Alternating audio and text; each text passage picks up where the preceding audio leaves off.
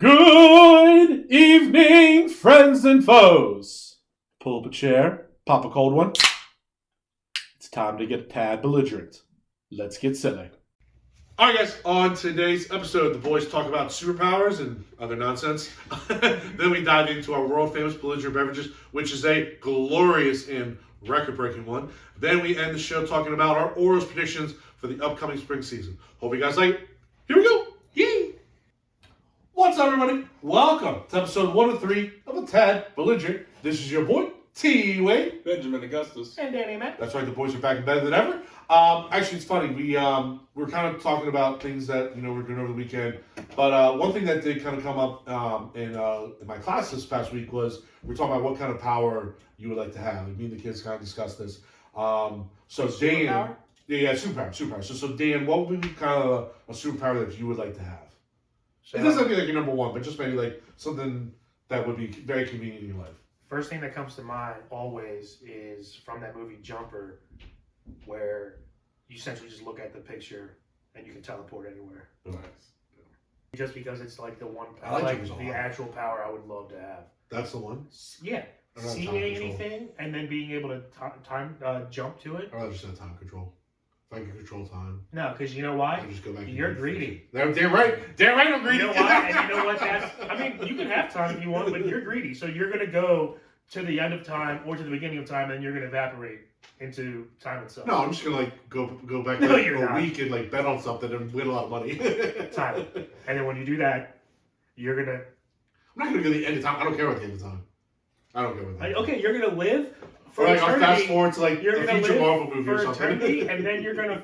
Eventually, you'll want to be interested, and then... I know you do. No, definitely. You know no it's interest eventually... in the end of time. Eventually, you're going to want to figure out what's happening. Yeah. Nah, I don't know. Yeah. Or you're going to go back too far. So one thing's going to happen, and you're going to get eaten by a Tyrannosaurus Rex or something. No, because I am the Tyrannosaurus You're Rex. gonna be older and you're gonna try to figure out how No, to first of all, do because I would have the something. ability to control this. I wouldn't like mess up and like go too far or whatever. Like I'd be a G at it. Or but you won't know what's ahead until you get there. Well, I wouldn't. So you I don't think I'd go ahead. I don't mess see up. that I would only go ahead to see what happened and then come back and like gamble on it. Like that.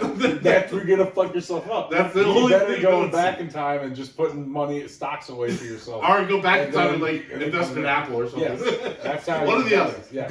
Go back in time and then become J.D. Rockefeller. Yeah. Stab us and then become J.D. Rockefeller. So oil. It's gonna be a big deal, guys.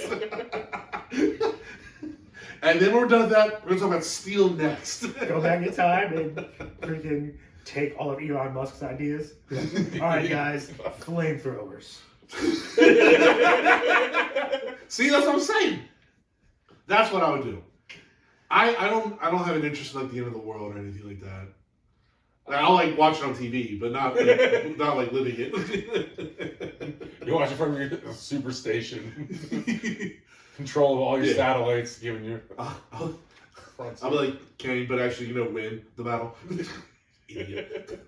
You fucking lose to Ant-Man. I just want Wolverine's healing I power. still can't really get over that, by the way. That's the biggest gap in that whole movie. From what I was reading. If I had a superpower, it would just simply be Wolverine's healing. I don't need the claws or nothing like that. But how does that help your life? No, it's Because my knee is instantly better and I can live a normal fucking No, life. you would go back in It's- time first and off, not get in you that, know. like, take that play off. Wolverine lives forever. Wolverine's been in every. Now, I'm talking about that's the worst way to go, because then you actually do just slowly march to the end of time. Wolverine's been in every American war. I know, but saying that's worse, though. You're slowly marching to the end of time, you can't stop it. Whether than me, I could get away from it. If I go to the end of time, I just warp back and start over again. I don't mind being. I wouldn't mind being like Wolverine, Dracula, being fucking Ugh. American Dracula, living forever. That'd be cool. I think at a certain point, obviously, you'd probably want to die. Yeah, that's what I'm saying. You like, I'm tired of this. But Especially That's right. like now in this shitty world. You're like, dude, 20 years ago things were cool. This Yeah. fucking blows. But that's when you just say fuck it and you go up into the fucking wilderness somewhere. you see whatever the fuck you want. And And just you're wait like, alright, there fuck and it. do what, though? I don't want to go up north. I'll go to fucking Peru and just chill with the fucking Incas. Until Yeah. when? The worst part about Until having this shit blows the over. worst part about having that power though is when you get captured by someone or thrown in jail by someone, and then they just decide to start doing fucking experiments on you when you never age and shit, Right. and then you're just fucked. Yeah, but that's when you can like no constraints can hold you because you can just break yourself out of everything because you can break your bones, slip it off, and then fucking re-heal yourself. True. But then You know what I have mean? all the guards there. Yeah, and then you can get shot at 1 billion times. They all fucking pop out, and when you see you're a zombie, Still gonna hurt like a you bitch. wake up and you fucking... Yeah, but by that time, you've lived for 200 fucking 400, 2,000 years. Mainly, I just want my knee to be. That's Now, here's my man. question. What do you mean? I am General Exactly. Custer. I am every general dude. If I were to be Wolverine, I'd want to be Wolverine as like a 20-year-old, not as a grown ass man, because then I could I used to go to different colleges and just be a college kid for the rest of my life. And also, That'd be the way to go. if you are Wolverine's a grown ass man, but hold on. him relocating is harder or not as fun. If you're Yeah, but Wolverine, Wolverine was a kid. Like he's had his powers his entire life. But he's grown. He's Now because he's grown lived man. for hundreds of years. He was a grown man in all his movies. I mean, Which I don't know. Maybe I don't know the it's origins of usually- Wolverine well enough. It's usually Yeah. once you hit like the mid-20s and stuff that those powers you stay at like your mid-20 age with those powers. Was That's Wolverine usually again? how I it don't know the origin story enough. Was Wolverine from birth? How did that happen? no. So he was a normal kid, and then remember in the movie, something happened with his brother. His dad was beating his brother, and that's what Sabretooth? unlocked. Yeah, and that's what unlocked his powers. Remember, he killed his father with his claws. That's what unlocked his powers, and then they were on the run. So he Ever so he since. still grew, aged. I mean, I think he was born in Yes, 1700s. after He's still he got aged. his powers. he still aged after he got it. It doesn't stop you from aging. It just I think his is like a well, that's even worse. 'Cause I- then you're sorry, you I live don't 100 years as so a 90-year-old. I don't think he's no. a, It that just sucks. It I don't think dramatically he's slows immortal. down. You're constantly healing yourself, so you grow to your full size, but then you're constantly healing yourself, so you stay young and rejuvenated. So he's not immortal. He just can live. He just with his rejuvenation ability, he lives for hundreds of yeah, years. the reason he ends up dying is because his regeneration can't keep it up. But basically, the adamantine inside of him is poisoning him, and it just can't regenerate him anymore. It basically stops working. His power. That's why it accelerates so quickly from 2000, from But- 1980 until 2030 yeah. Once he gets when the he dies. adamantine in him, And it he's- starts. Yeah, because in Everything Logan, he's speeds literally up. an old ass man. Yeah, but his natural for power is 200 not years, adamantine. he It's just was- bone. For 200 Right. years, he looked like a 30-year-old man. Yeah, but even And going then back to he the got- first X-Men, between X-Men and Logan was probably only a 10-year window. But Yeah, but He I mean, aged a they lot. Well, did not the that first because X-Men. they did that the because first one that he was in, yeah, but they did that because Hugh Jackman is fucking old. Yes, and that's also It's Logan's not- another Well, different okay, well that's thing. what I'm kind of getting at. Okay, No, Wolverine Hugh Jackman was Wolverine. also an old Wolverine to start. He was also 40 when he Yeah, started. they also have it where Wolverine's still around and kicking in the future, he was, and then yeah. he comes back. In next class or future, Yeah. whatever, which one of those? They went back in time. Yeah. Went to the bunker that he was in or whatever. Yeah.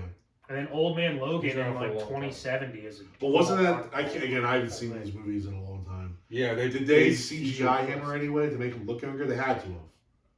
I would assume going so. back. Yeah. When he went They back. had to. Yeah, do but that's just something. because of Hugh Jackman, not because of Wolverine. Yeah, Yeah. Okay. yeah, that's definitely because of the actor, not because of the made-up character that they could make up. Bottom line, I don't know Wolverine. My thing is just I wouldn't mind being a healthy Professor knee, X even with the kryptonite. healthy knee and not getting sick. If I got the chair, yeah, I don't care.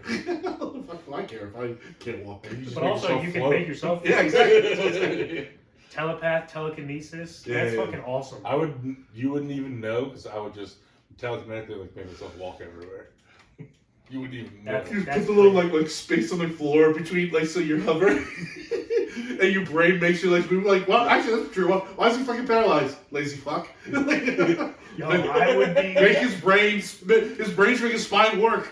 Bro, I would be crippled and still be the white LeBron James. I would be fucking in the NBA, just That's jamming right. on dudes. I would just float 15 feet in the air, you can't get me, and then just swoosh through. Join the dunk contest and jump from the 3-point line and just float there for a I would second. just get the inbound pass and just drain threes as soon as I got the inbound pass. Just tell him. It's going in. And then when they shoot, just block. Actually, This bullshit! I would be a Hall of Fame three-sport athlete. I know. In baseball, football, and Yeah. I would be the number one quarterback, the Number number one four, pitcher. the number one pitcher. Actually, I'd be a pitcher and hitter Oh, because of course, you're Shohei. Why not? Who cares? Shohei who? I would slow the pitch down so I could hit it and then send it out of the park every time. And then when you throw it, you're like 200 miles an hour, so they can't see it. You need Or as soon as it gets there, I just Go under the bat. yeah. You wouldn't even need to slow down the pitch. You just direct it right to where your bat's going to be. Or just like make his bat like a ghost, just squeeze right through it. Or have him like have him feel like he's getting pushed back for some reason a little bit, just like put an invisible finger like right on the edge of the bat, and he's just like, The fuck? What's happening? and then when I retire, I would go and be like the best coach of all time. Meanwhile, I'm betting everything Yeah. for me. If the umpire calls a ball, make him jump off the building to kill himself. That'd be cool. You'd be a money catcher, too. Then you make all the pitchers hella money. Oh yeah. Because every pitcher throwing there, like, oh, miss.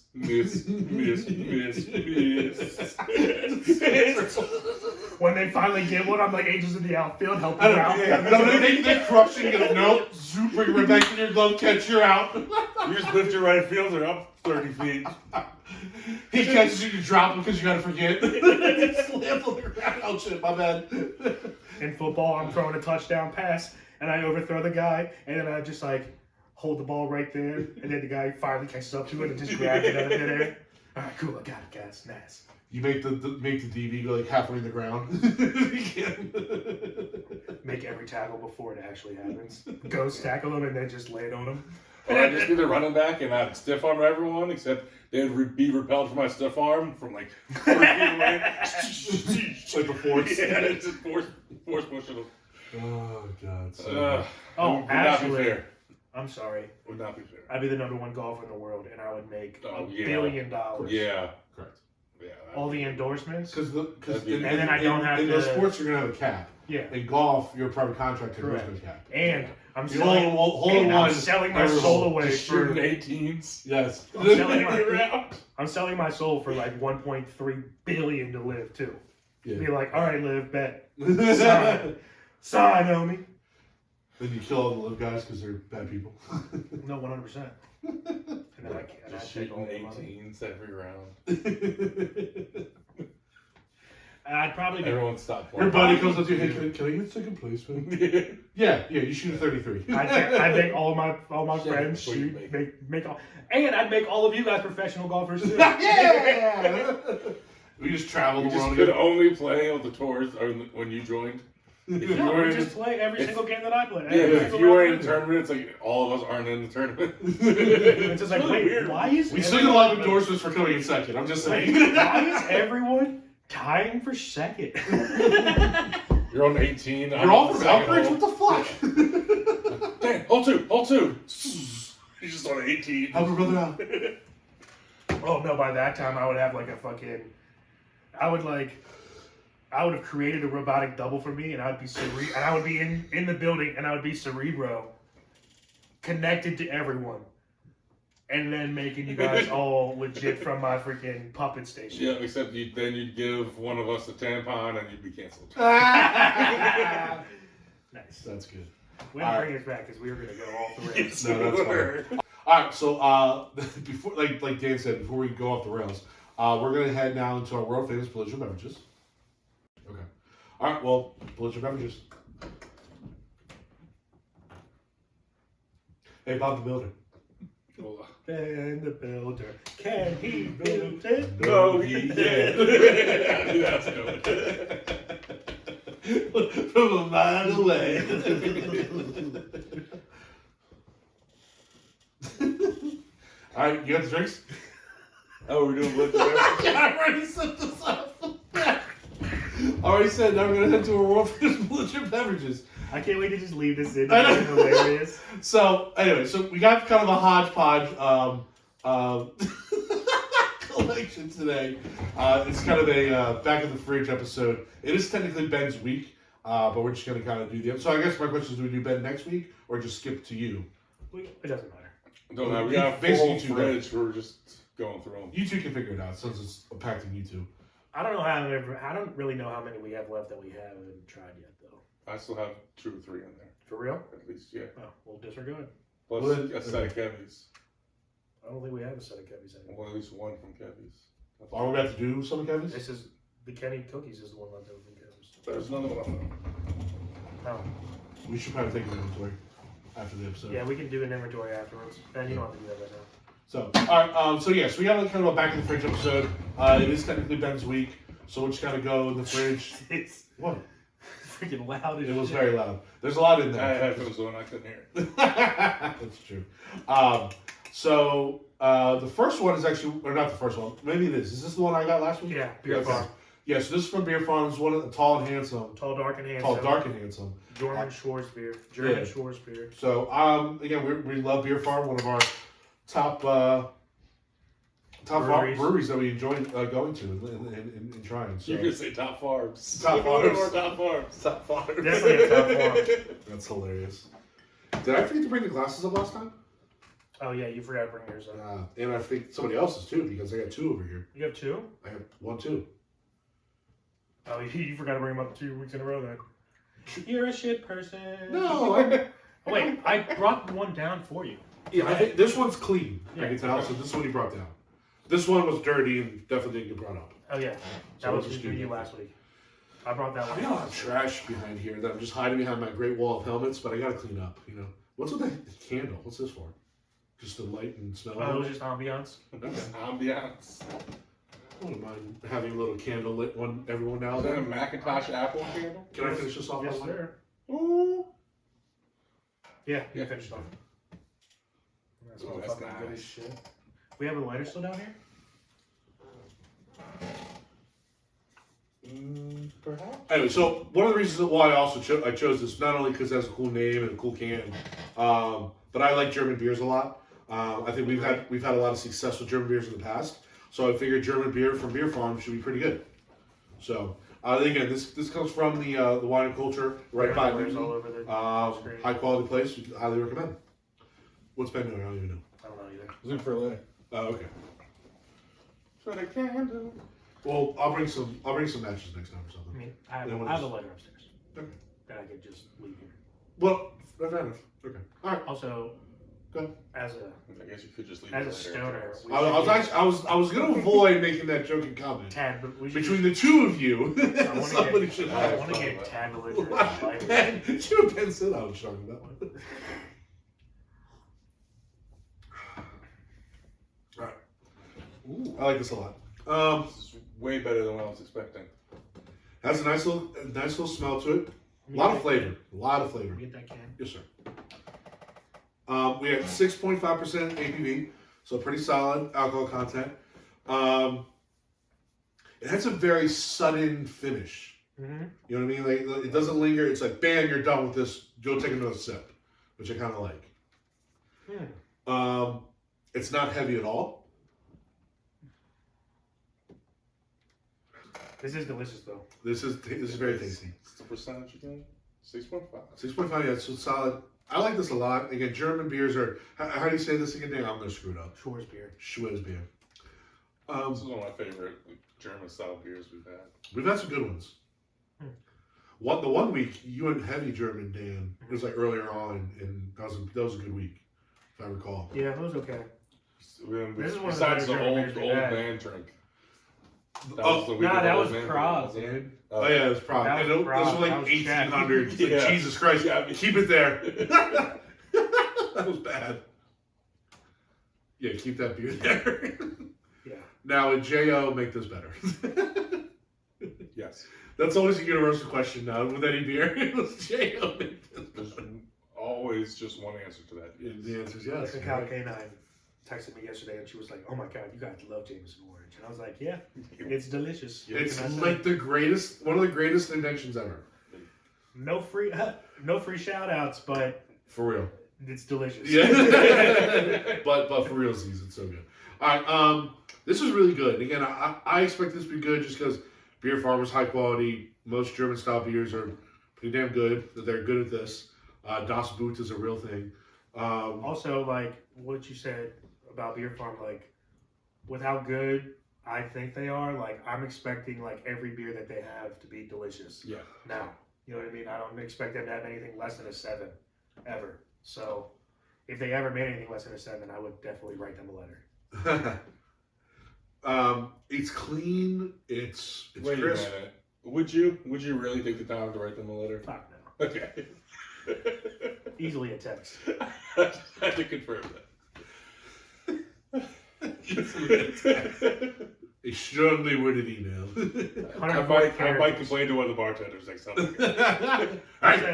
I'll send a tweet for my 6-follower account. I don't know what to say. Like, this is just a high quality drink. You know, it's. I think you could have this with multiple food. I think you can have this year round. I think it checks off a lot of boxes. It's very versatile. Yeah, it's just good. It's just good. That's what the best way to put it. Like, there's no like distinct taste. It's not like there's a flavor that they're trying to still like. It's not like chocolate or a fruit or anything like that. It's just a beer. Yeah. You know what I mean? So this is brewed it's a really good one. Yeah. in 1600, and this was brewed in 1900. This is brewed in 2023. Yeah. Still good. Still good. Same thing. Still good. All right, let's get some scores. This is like classic German beer. Right here. 100%. Now, while it's a good beer, it doesn't have the ceiling of some of the other beers where you do have kind of that real big flavor or that super high alcohol content. Correct. So there is a ceiling to this. You can't say this is like a 9 or anything like that. No. Despite its quality, what it's executing. I'm not kind of 24 to get to that threshold, about what the threshold I'm kind of thinking of, but I think I will get there, but just by the bare minimum. I'm going to go 8.0. Okay. I'm surprised. Think I was going to go, think that was too high? A little bit. Yeah. I just think I feel bad giving it like a 7 because it's really good and it's doing what it's supposed to do. It's a really good beer. I feel bad for giving it a high 7s, which is probably what I'm going to give it, but you know, like, because we've given other beers high 7s that this is better. Yes. And that's kind of where I'm like kind of at. That's why I want to give it an 8. So. But we were also rookies back in the early, back in the Stone Ages. back in the early aughts. Yeah, I'm in that high 7, so I'm going 7-7. Okay. This is a delicious beer, man. I feel like every time I open this up, I'm never going to be in the mood where I'm going to be disappointed by having this beer.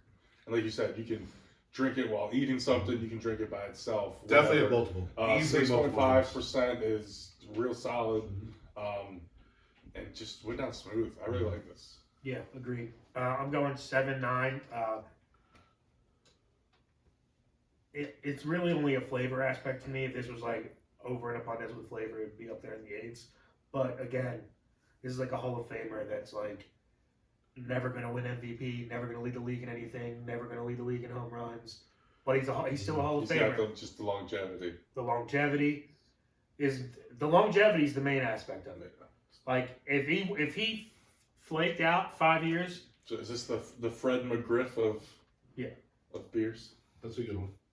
This is like whoever, I would say longevity wise, like Kareem, but Kareem was a Hall of Famer by points as well, like by skill as well. So I don't want to say like he's like Cal Ripken.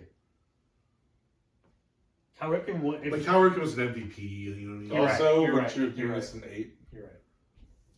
Cal Ripken's too good. You're right. Yeah. You want more like who's the he's a pitcher. He's still pitching today. He's pitched for a million years. He throws slow. Fuck. Tim Wakefield. No, Tim Wakefield was not a bad one. Bartolo Colon. Bartolo Colon was also not a bad one. No, he's kind of a general name. I want to say he even pitched for the Orioles at one point. I'll have to get back to that. But anyway, I think more like a pitcher, like a long pitcher that's been around for a long time. Jamie Moyer. You know what, Jamie Moyer? Jamie Moyer's perfect. That's kind of the Jamie Moyer of beer, yeah. Or like when you throw him out there, you're gonna get 6 to 7 innings. It's gonna be a quality start. You have a chance to win the game. He's not gonna shut anybody out. But who was the pitcher for the Yankees when they were the big three? Where it was the catcher, the pitcher, and then Mario Rivera was the number one. I know. That was. I'm talking about like the starter, like David starter, Wells, David Cohn. The third. I was gonna say AJ Burnett, but this is better than AJ Burnett. AJ Burnett was more big with the Marlins than the Yankees. True. But yeah. All right. They get what I'm saying. Yeah. We painted the picture. All right, what we got next? What should we do next? Are we going Saga or cookies? We can do Saga. Let's save. Let's do Saga. Yeah, let's save this Kev's for last. All the noise. You know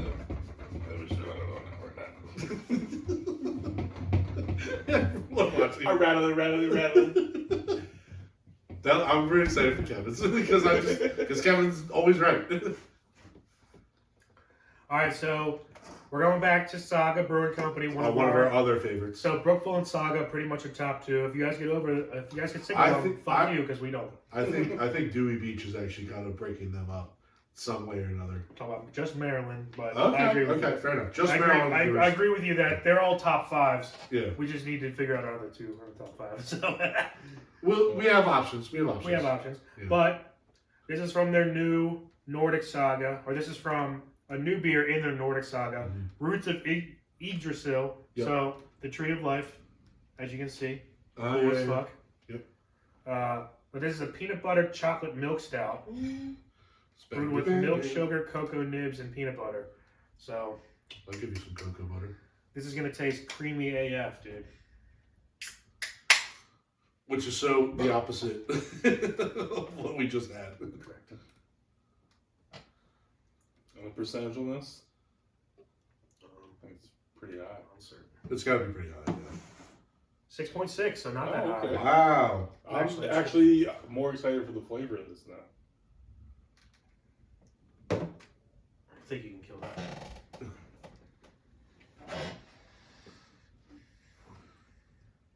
Yeah. Pretty excited for cocoa nibs, dude. Okay. Oh my god, dude. It smells just like peanut butter.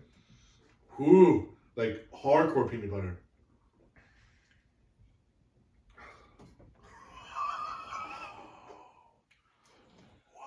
That's pretty tasty.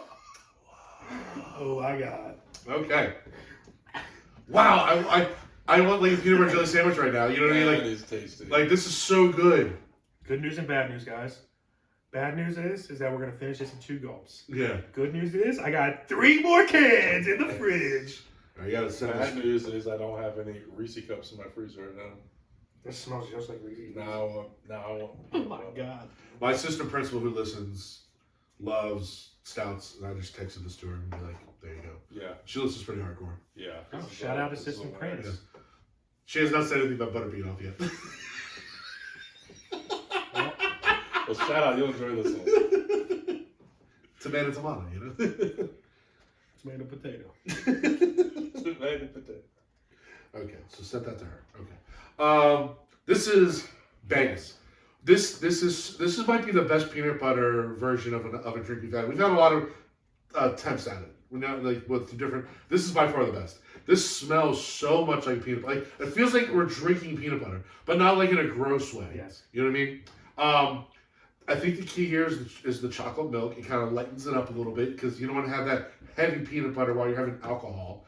But this tastes good. Like, so here's the thing. Here's why. I think the key here is the 6.6%. Well, I was about to say. So the fact that I can get the same alcohol as the last beer, but I'm getting a lot more flavor is significant. I'm just going off of the last Saga beer we had, where it had great flavor. I was actually but it was disappointed like the last 13 cup. But it was like 13%. It wasn't was good. So potent, the Yeah. alcohol. Well, we told them they need took away away from the flavor. Yeah, they need to rearrange their. This is This hitting on the is- sweet spots of everything. This beer is hip. This is yes. Whatever they did, yes. They need to continue. I don't really get any. That's good. Oh, never mind. I was thinking coconuts, but it says cocoa nibs, and that's not the same thing. Yeah. I can think of this Terry Crews and 9-9. 9-9? This is Cocoa Nibs. Cocoa. 29? I love New Bill. Man, this is good. I see the can. I love the Saga brews because it's always the Nordic shit with the fucking Kraken. And that's so dope for them. For sure. So, all right, back to the review. Yeah, this is it. This is really fucking good. It might be my favorite. it might be my favorite Saga beer I've had. Yeah. It might be. This might be my favorite non-Kevin brought beer. Well, no, I gave a really high. So, the only other stout I can. Wow, we gave a really high score to Puka as well. Yeah, Puka I was was really gonna high. say the only other stout I can think of is the Golden Stout with Puka. Puka. But I also gave an all timer without Kevin, or no, or was that with Kevin? Was my all time score that I gave recently with Kevin? It might have Yes. been, actually. Because It was like a 9.5. He's sitting right here. Yeah, the Lollipop Dream was a 9.6. I just pitched a 10 thinking about it. Small 10. We all were 9s on that. This is up there regardless of what my non-Kev scores are. Right. Yeah. So, all right. So, I can easily have multiple of these. I can convince myself to have this year round. It's that good. Yes. I'm a peanut butter guy, and I get chocolate peanut butter milkshakes from Cindy's Yeah. all the time. Right. Chocolate ice cream with peanut butter sauce. Yeah, baby. Now, it's tough to have stouts with meals. Like that's the always kind of the bugaboo of This is stouts. their meals itself. Right. That's But this what being I'm saying. 6.6, it's way lighter than typical stouts. But I would have this with a dessert and be 100%. super happy. You can't have this with a ton of desserts though, because if you have it with like a peanut butter, You have to have a certain dessert. You can't have this with like oh, apple pie. or Like like that'd be weird. key lime. Yeah, any kind of fruit You dessert. could also would be just tough. go out and Banana just- in this would be fine. grab because an of apple. You have banana split, like banana split Sunday Yeah. in this? Fire. you could also just go out and grab an app and then just have a few of these in your bowl. Maybe. I don't know if I could have like an apple with like wings or mozzarella sticks.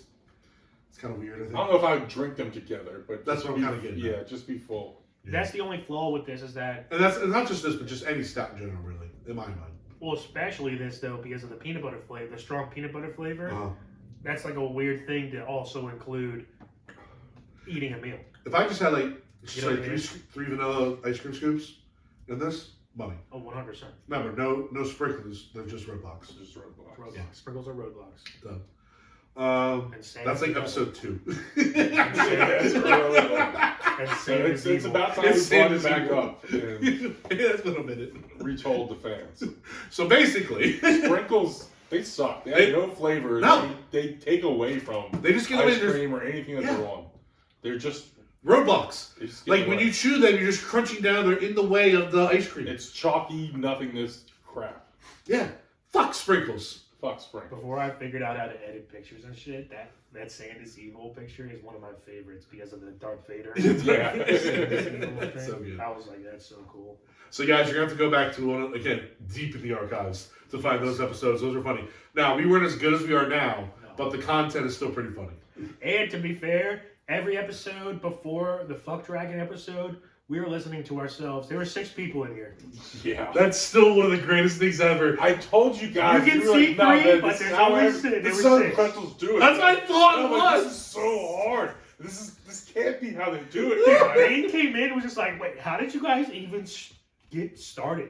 And I was just like, we plugged everything in, We kind of just- just went. He was that's not how it's supposed to Torture go. ourselves for And then then he fixed the echo. He goes, I would have like jumped off the roof if this was how one thing Dude, went. he started clicking around on Audacity. I was just like, whoa, too fast. It was full Slow on. down. As you talked, you heard everything you were saying back. Yeah. There was like a 2-second delay between Yes. your voice or Oh. between your mouth and the headphones. Yeah.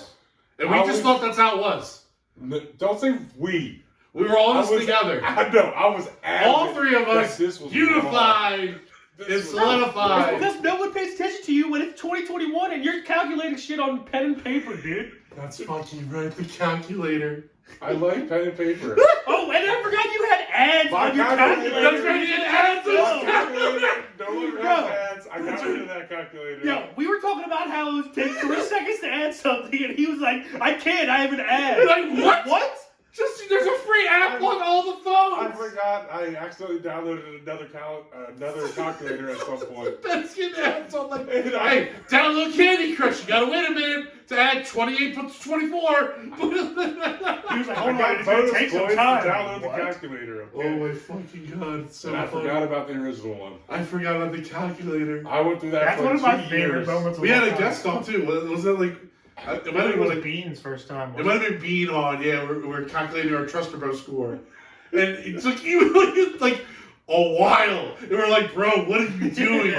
He's wait for the ads to stop. You got upset. You're like, I gotta wait for this fucking ad. I know, it's like we were the crazy ones. Like, as I said it, you guys, like, commented back to me, I'm like, you're a fucking idiot, Ben. The calculator doesn't have ads.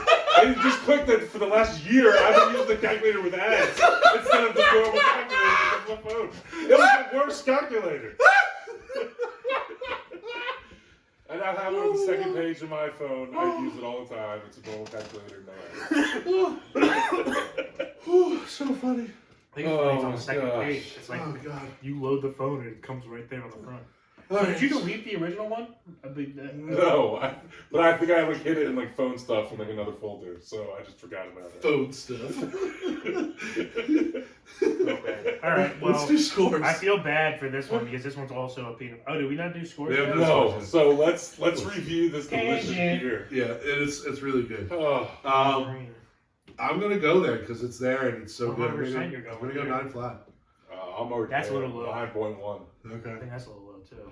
Dude, I think that's right there. It's right above. Only because I think a stout can only be it has a ceiling, and I think a low 9 is the ceiling for stout. You'll never have from me like a 9.5 or 9.6 stout because it limits what I can have food wise with it. So that it just by nature alone, unfortunately, whatever, a stout can only be that high for me.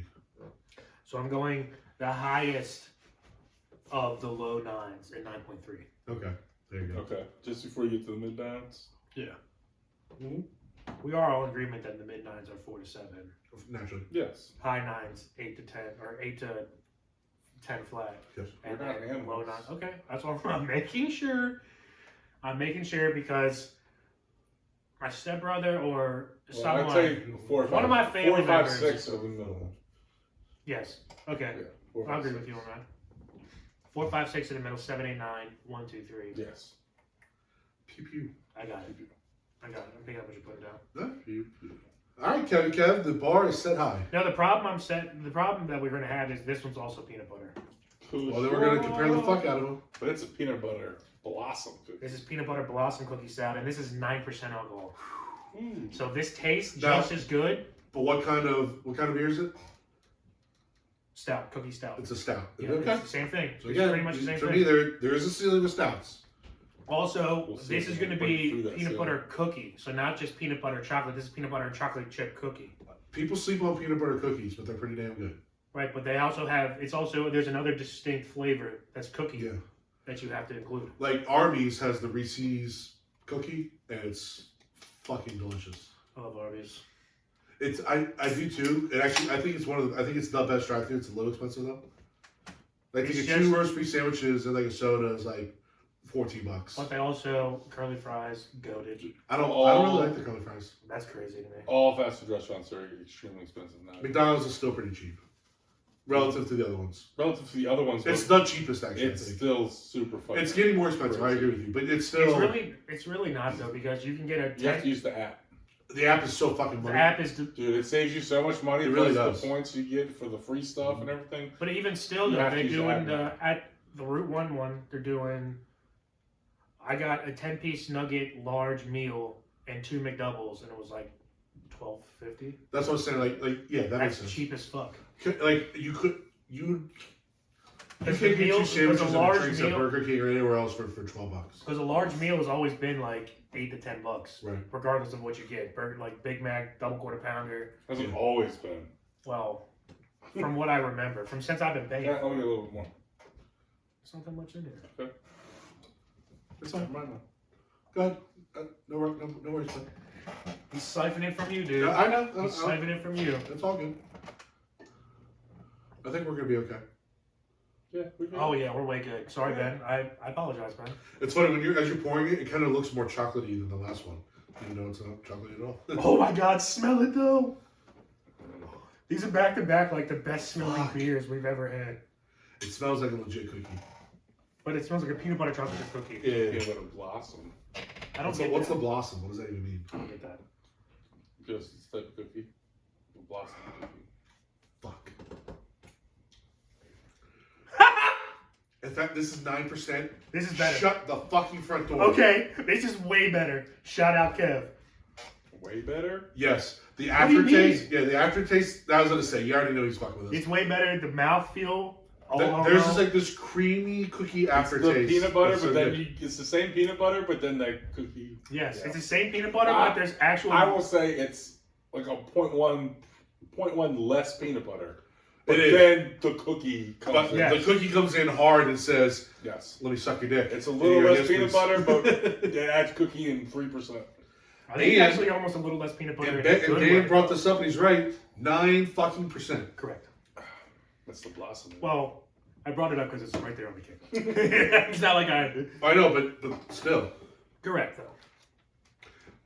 this might be my favorite stout of all time. Yeah, this is. You can't say that after you just. Yeah, I can, because it just passed it. Hey, whatever Dan said before, this is my favorite. Actually, it can't be.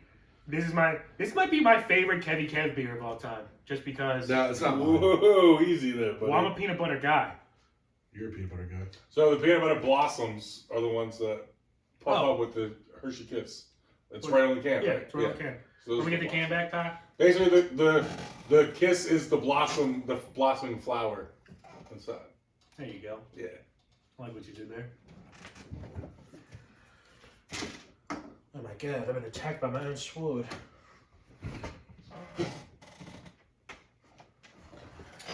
Sorry to all the listeners, I have WD-40 upstairs and did not use it on my chair. Yeah. This is Yeah. phenomenal. This is awesome. This is awesome sauce. The cookie taste is like so good. This is one of I my don't even favorite need the things peanut butter. I can just have the cookie taste, and it'll be phenomenal. But the peanut butter brings it another level. And again, I'm blown away that this is 9%.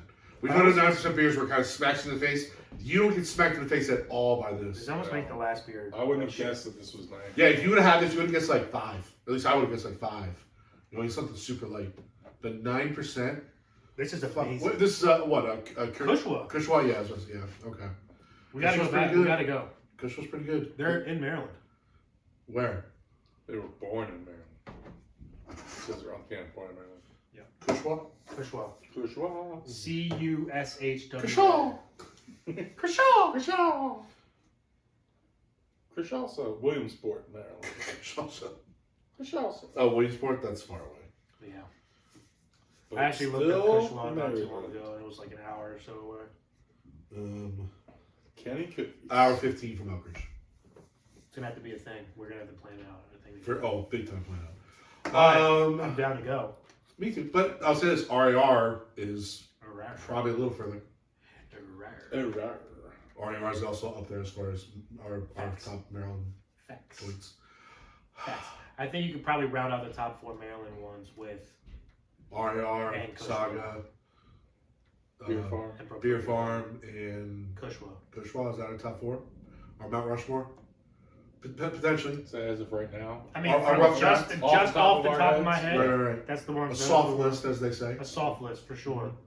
I mean, it's a hard 3, and then Kushwa's in there just because we can't think of anything, and we're blown away by this. But Brookfield Beer Farm, RAR, and Saga. This is our last beer, Easily right? our top. Because I almost don't want to have another one because I feel like No. I'm just going to if it Shut wasn't up. the last beer, it's now the last. That's beer. what I'm kind of getting at. Like, But yes, we would just, it would be unfair to that beer. I thought we weren't going to top the last one, and then we topped it. We topped it. yeah, I was gonna be like, well, it was a mistake not having something Yeah, last. I was saying we should have flopped it, but then we should. I'm glad that we had your shit beer first.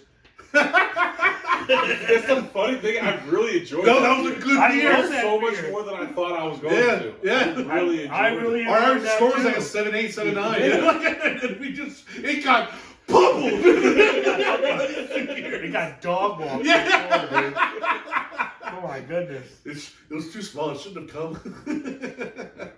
It's like it just It's came like out. it showed up to the gangbang and it was the smallest beer for sure. It just came No, out. it Like, should have won had the- like an 8-incher. Everyone else had a foot long. It's like, Yeah. what's up, bro? yeah, it won the fucking cruiserweight title, and then got thrown in with Yeah. like the heavy heavyweight Yes. match. Yeah, that's right. That's exactly right. Oh God. Okay. All right. It's just the scores. I said I do have a ceiling for stouts. This is it. That ceiling just This is it. moved. This is my. I didn't move because I'm holding true to my word. This is my favorite stout we've ever done on the show. I have no qualms with it. It is fucking delicious. Have a million of them. Have them, year round. Still Only can really have with desserts. Can't really have this with like a steak or a pizza. It's weird, but it's so good. 9.4. That's the highest I'll ever give a stout is a 9.4, and that's where I am with this. I might even have this steak. It's a Just lot. to try. Just because. We'll talk about it next church meeting. I don't know if I so, no. Then we'll never talk about it, which is fine with me. That's why we have to meet tonight. Yeah, I was arguing and debating about giving the same score, but I can't do the same as you. That's a 9.5. I'm going to the halfway part. Okay. 9.5. Is that your highest score? This ever? might be my highest score. I was gonna say that because, yeah, that feels like what your highest score. Ever. It's really good. Part of me hurts to give it a 9.5. Part of me it deserves it. It's delicious. It's close to a perfect 9.5. beer. Well, Ben has been living inside my brain the last 3 weeks, and I'm going 9.5 as well. Hey. This might be my highest score as well, but this also deserves it. This is delicious. I'm a peanut butter guy, peanut butter Dan, if you will, and I thought the last one was the best peanut butter beer I've ever had. But disregard, this is like a Hall of Fame 3-4 hitter right here. So this is really good. If you can go get some Kenny cookies, go get 100%. Kenny cookies. If you can't, this Saga peanut butter chocolate milk stout is still really good. So the Saga is readily available every single liquor store around here. Yeah. I bought that, a 4-pack at Sandy's up the street, but everywhere else is around here.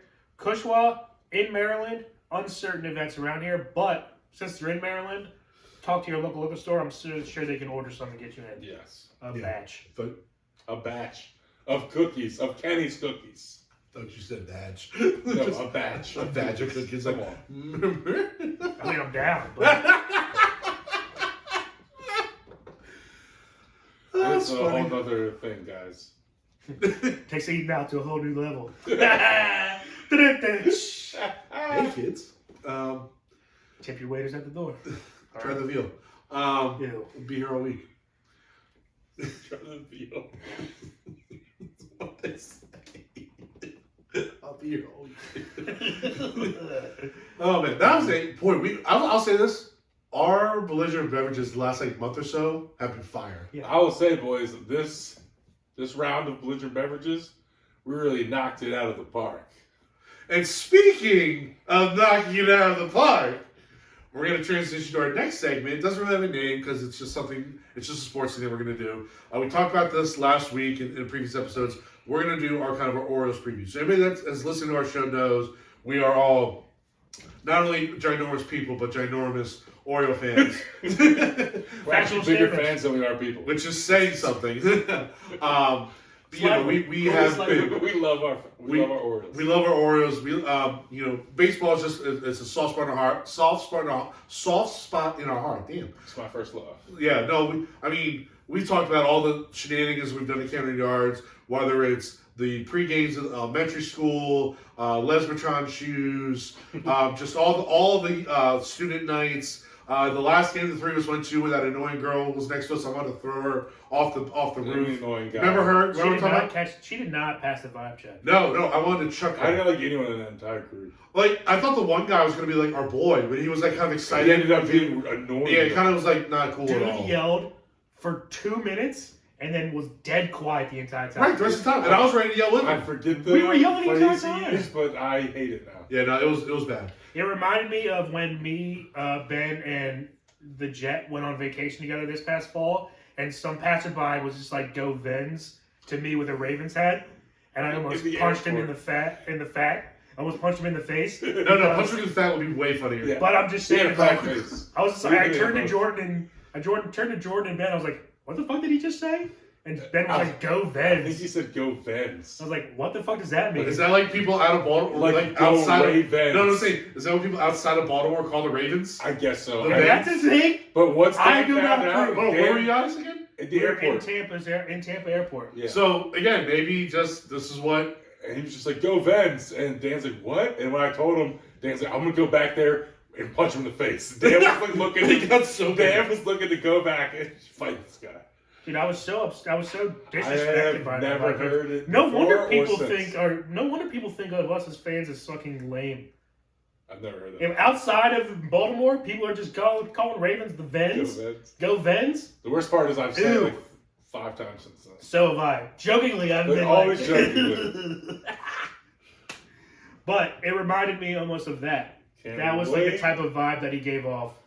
Can't wait to the NFL draft. Let's go, Vince! Woo! Can't wait to name one of these episodes. Go Vens. Let's go Vens.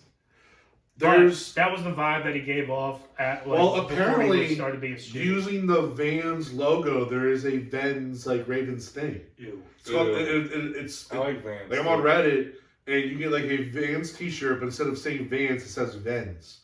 So apparently this is a thing. I do not approve. No, like this is That just gives all Baltimore haters something fuel to laugh at us at because like you can also get a Vans hat. Ew. Like look, like instead of the Vans, it's Vans. So this is a thing. I actually don't mind that. This is like a thing. Guys. I like the Vans logo so much that doesn't bother me. So I might do that for the Vans logo. And does it say Baltimore, Maryland right underneath it? Yeah, then this is like a Vans Baltimore hoodie. The Baltimore sweater. It says Baltimore Ravens sweater, and it says Vans on it.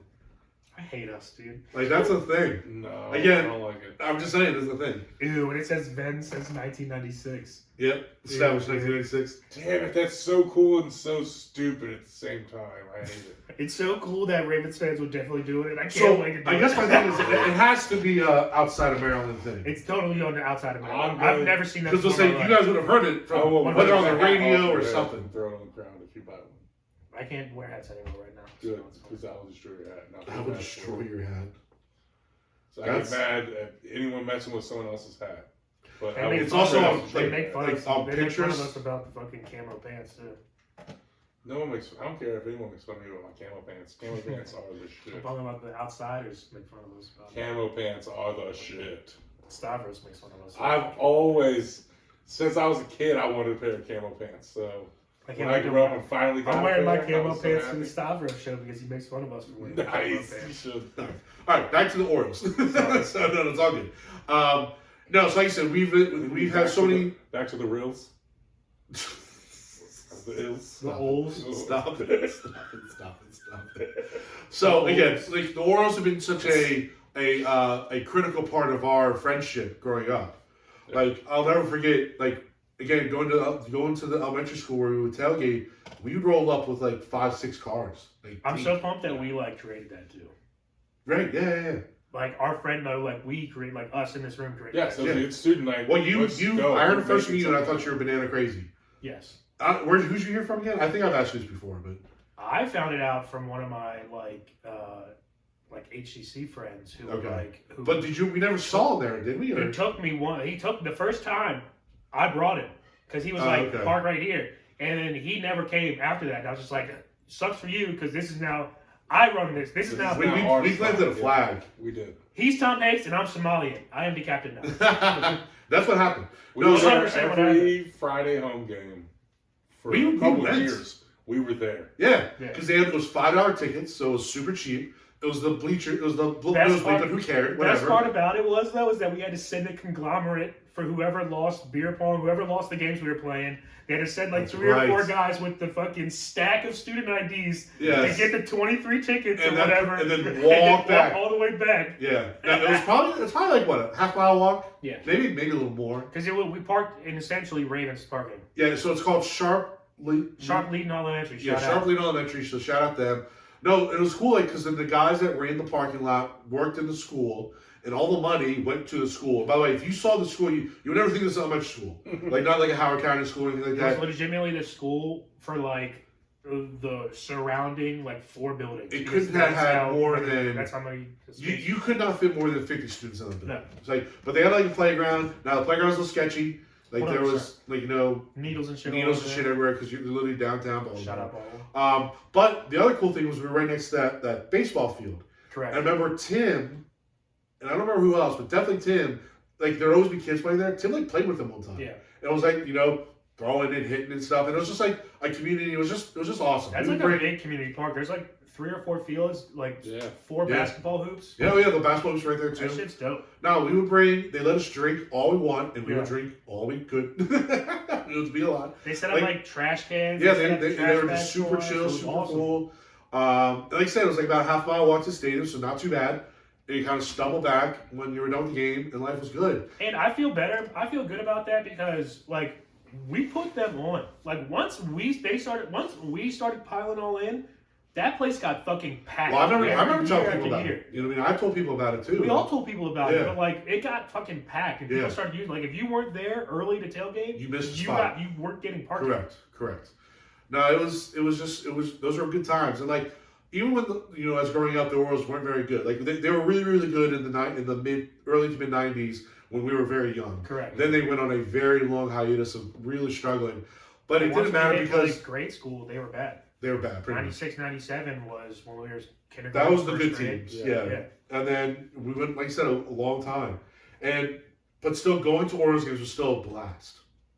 Well, because Camden Yards is the number one ballpark. I don't hear anything about Pittsburgh or The anything. number one stadium. Oh God, It beat like the NFL stadiums, NBA So good. Coliseums, everything. I still Camden get, Yards like- is the place. yeah, I still kind of get jittery even now walking. You're like, Yes. ooh, like it's Even just so with the good. wall moved back, it's still beautiful. It's still beautiful. I definitely think it's one of the best, or if not the best, American stadium. I definitely think like Wembley and shit. Yeah, like that. there's Yeah. some international Yeah. stuff. There's some for sure. international Yeah. stadiums that are fucking You crazy. like Center Court, Wimbledon, things Yeah. like that. Like there's Yeah. definitely some other things that Correct. But Yeah, and there's Fenway and Wrigley that have their historic Historic value. stuff. Yeah. But that being said, I've been to Fenway Park. Like even recently, it's a kind of a dump. Yeah. You know? It has nostalgia, but it's not a good stadium. Like, You can only I heard revamp Wrigley's it. just like that. It sucks, Yeah. but it's just You can nostalgia. only revamp it so much. you have to start, like Without what the starting Yankees over. did. They eventually just have to start over. Yeah. And I don't know if Boston or Chicago will ever get there with their stadiums, but at least New York did, and it's a much better stadium. Yeah. But what's really cool about talking about the Orioles is this year Hey, baby. they might be pretty Other fucking good. people are actually talking about the Orioles. That's It's right. not just us. Not just us. No, there's a ton of excitement around the team. All the young prospects are kind of starting to really get their way into the majors, and they got even more guys behind them. What's great is like they've done such a good job developing these guys. Like almost all their top guys have been uber successful in the minors. Like we haven't had like a quote unquote guy that's like struggled yet. You know what I mean? So it's very exciting to have the fantasies run a little bit. And go, Because they're what batting could be? 1,000, which is like never happens. Literally never happens. Like all their guys are crushing it wherever they go. Like they took all these outfielders because they expected a couple not to pan out, Right, and they're now all panning of them out. are panning out. Right. It's going to lead to a problem of which ones do you trade, which ones They're do gonna, you and that's a good problem It's to a have. good problem to have, Yeah. but you're always going to be thinking about that throughout these guys' Actually, careers. Correct. It's not really an issue. I can solve it for you right here. If the person or prospect is good enough, you trade your top guys or the top thing they want. If the prospect or person isn't good enough, you don't trade the guys that you expect to be. You have the It's just- leverage. You don't have you don't correct. have to trade. Yeah. Correct. Yeah. So that's but then We're you're right. The We're going to have whole, so many guys eventually, the way we're looking right now, there's gonna be a we're going to long have jam. so many guys who are going to be major league ready that we just can't Correct. promote to the major leagues Right. that we're going to have to trade them. And we are We almost going, have a starting roster in it's- the top 100. it's prospects. almost unavoidable. We are going to have a superstar that we are going to trade away. Yeah. We are It's going not- to it's trade not- away we traded away a couple potentially already. a league-wide superstar. That's true. But again, it's a good problem to have. It is. Especially when you look at, a few years ago, Adley Rutsch was the number one prospect in baseball. Currently, right now, the number one prospect is Gunnar Henderson, who will be a full-time major league player this year. And then in a year or two, you're probably going to have Jackson Holiday be the number one overall prospect. So for one Grayson franchise that Rodriguez is obviously is the top pitcher. arguably the number 2 prospect. Right. this I'm year. talking about number Yeah. one, like Yeah. number one of Yeah, all I'm saying baseball. he's arguably the number 2 overall Right. prospect this year. Yeah, Right. but yeah, having 3 number 1 Having overall three number one prospects overalls in baseball. a 5-year window is Yeah. unheard of. It doesn't And I think exist. Jackson Holiday This could be is- coming up quicker than people think. Because he's a fucking- It's he's not such just a the stud. strongest like minor league foundation in Orioles history. It's Right. one of the strongest like minor systems in the league. Right. It's Depending on what list you look at, if they list top 100 guys, you're going to see 8-9 Orioles on that list, Yeah. which again is the fact that you might have 10% of the best prospects for one of 30 teams is Correct. literally Yeah, it's Insane. crazy. it's sensational. Yeah. And that's why it's super, super exciting. And I'll say this, like, Baltimore as a town, it's a little bit of a front runner town, when it comes to sports. And like DC's kind of the same thing. So it's kind of this general area. So like when it's good, it's good. Like I remember again when Buck Schulter was here, they won the division for the first time in a million years. Like having the 7 Army Death chant and things like that. Like Camden Yards was fucking rocking. Not only is it obviously when people stay, but like when it's good and the stadium's in it. Like I still watch the Delvin Young hit to beat the Yes. Tigers. Yeah. Just when I'm feeling sad, I need like a pick me up. And when you hit it and you see the orange everywhere and the camera's shaking because the stadium's fucking shaking, like that's what we're looking at with this group of guys, and not just a one-off year with that team, but for like a extended amount of success. Yeah. That's kind of the expectation now. It is. Agreed. Yeah, and they've even done well with not even like their like guys they've kind of inherited, like an Anthony Santander, like an Austin Hayes, like guys that are going to be everyday starters this year who weren't top prospects, but they are proven to be major league starters. Yeah. Yeah. They would start for a lot of other teams in the league. They won't be all stars, maybe per se, but maybe Santander, but they're definitely MLB starter caliber players. We're not throwing out the shit that we've been throwing out the last 5-6 years. And trust me, we've been throwing out some shit. We'll throw out some And garbage. Santander, he was a Rule 5 pick, right? That sounds right. I think he was a Rule That sounds right. And and to your point, Ben, about the Rule 5 stuff, the Orioles are doing it not just in the draft. They've really picked up their international signing stuff. Like when with Mike Ellis, who ran the show in Houston and kind of built that dynasty. He's now doing the same thing here. We spent a lot more money in international pool. Our top international prospect is a catcher, actually. He's Samuel Boston is his name. He's a fucking animal. He just happens to play catcher. He might have to get to move to first base or something just because we have a catcher already. We got Mr. Adley Rutschman. Oh, yeah, he's pretty. I think he has a shot. As much as I love all of our international shit because it's such an improvement from where we were before, from the Dan Duquette days where we were Literally, it was complaining, almost. where Yeah. we refused to do. He saw all the potential in Central, South America, and in Asia, and he was just like, "Nah, we got it. We don't need We it." good. Dumb. But when was the last time America won the WBC? The last time. Do we? Yeah. Yeah. And we're Last finished. time, Drop but name Machado Duquette- for home run. But when Duquette was there 7-8 years ago, that was like when the Dominicans No. and the Venezuelans were going crazy. No, your point's well taken, but the Americans did win the World Last Baseball year. Classic. And they're the betting favorite this year. Right, but I'm saying Yeah. Duquette was here 5 years ago, Right. 4 years ago. Right. So, thank God it's the only thing that saved me in this argument. But Yeah. I'm so disappointed that we didn't get some Japanese, and I really want a Japanese or an Asian baseball player. Well, we're now. Especially because they're like unlike the Central and South Americans who ceiling might be higher. They take a long the Asian players. They're ready to go now. Yeah, the Asian players come in ready to go. Essentially, More ready to time play. right because they've been professional for Right. They X amount, 2-3 years already. right instead of having to wait through the minors and Right. shit. Well, I'll say we sent the pitcher Wei Yin Chen, who's Chinese Taipei. No, but that's And I we don't signed care. a I don't batter, care if he's from Ong Soo Japan. I don't Kim, want to. I But I love having Yep. Wei Yin Chen, Koji Uehara. I love those two guys Yeah.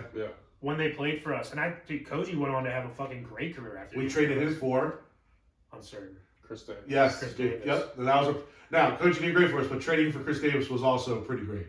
Until Now, we wasted all that money on Until- our contract. Chris Davis at the But time no, I was great. all about Chris Davis. I predicted his huge, crazy season. I predicted that going off.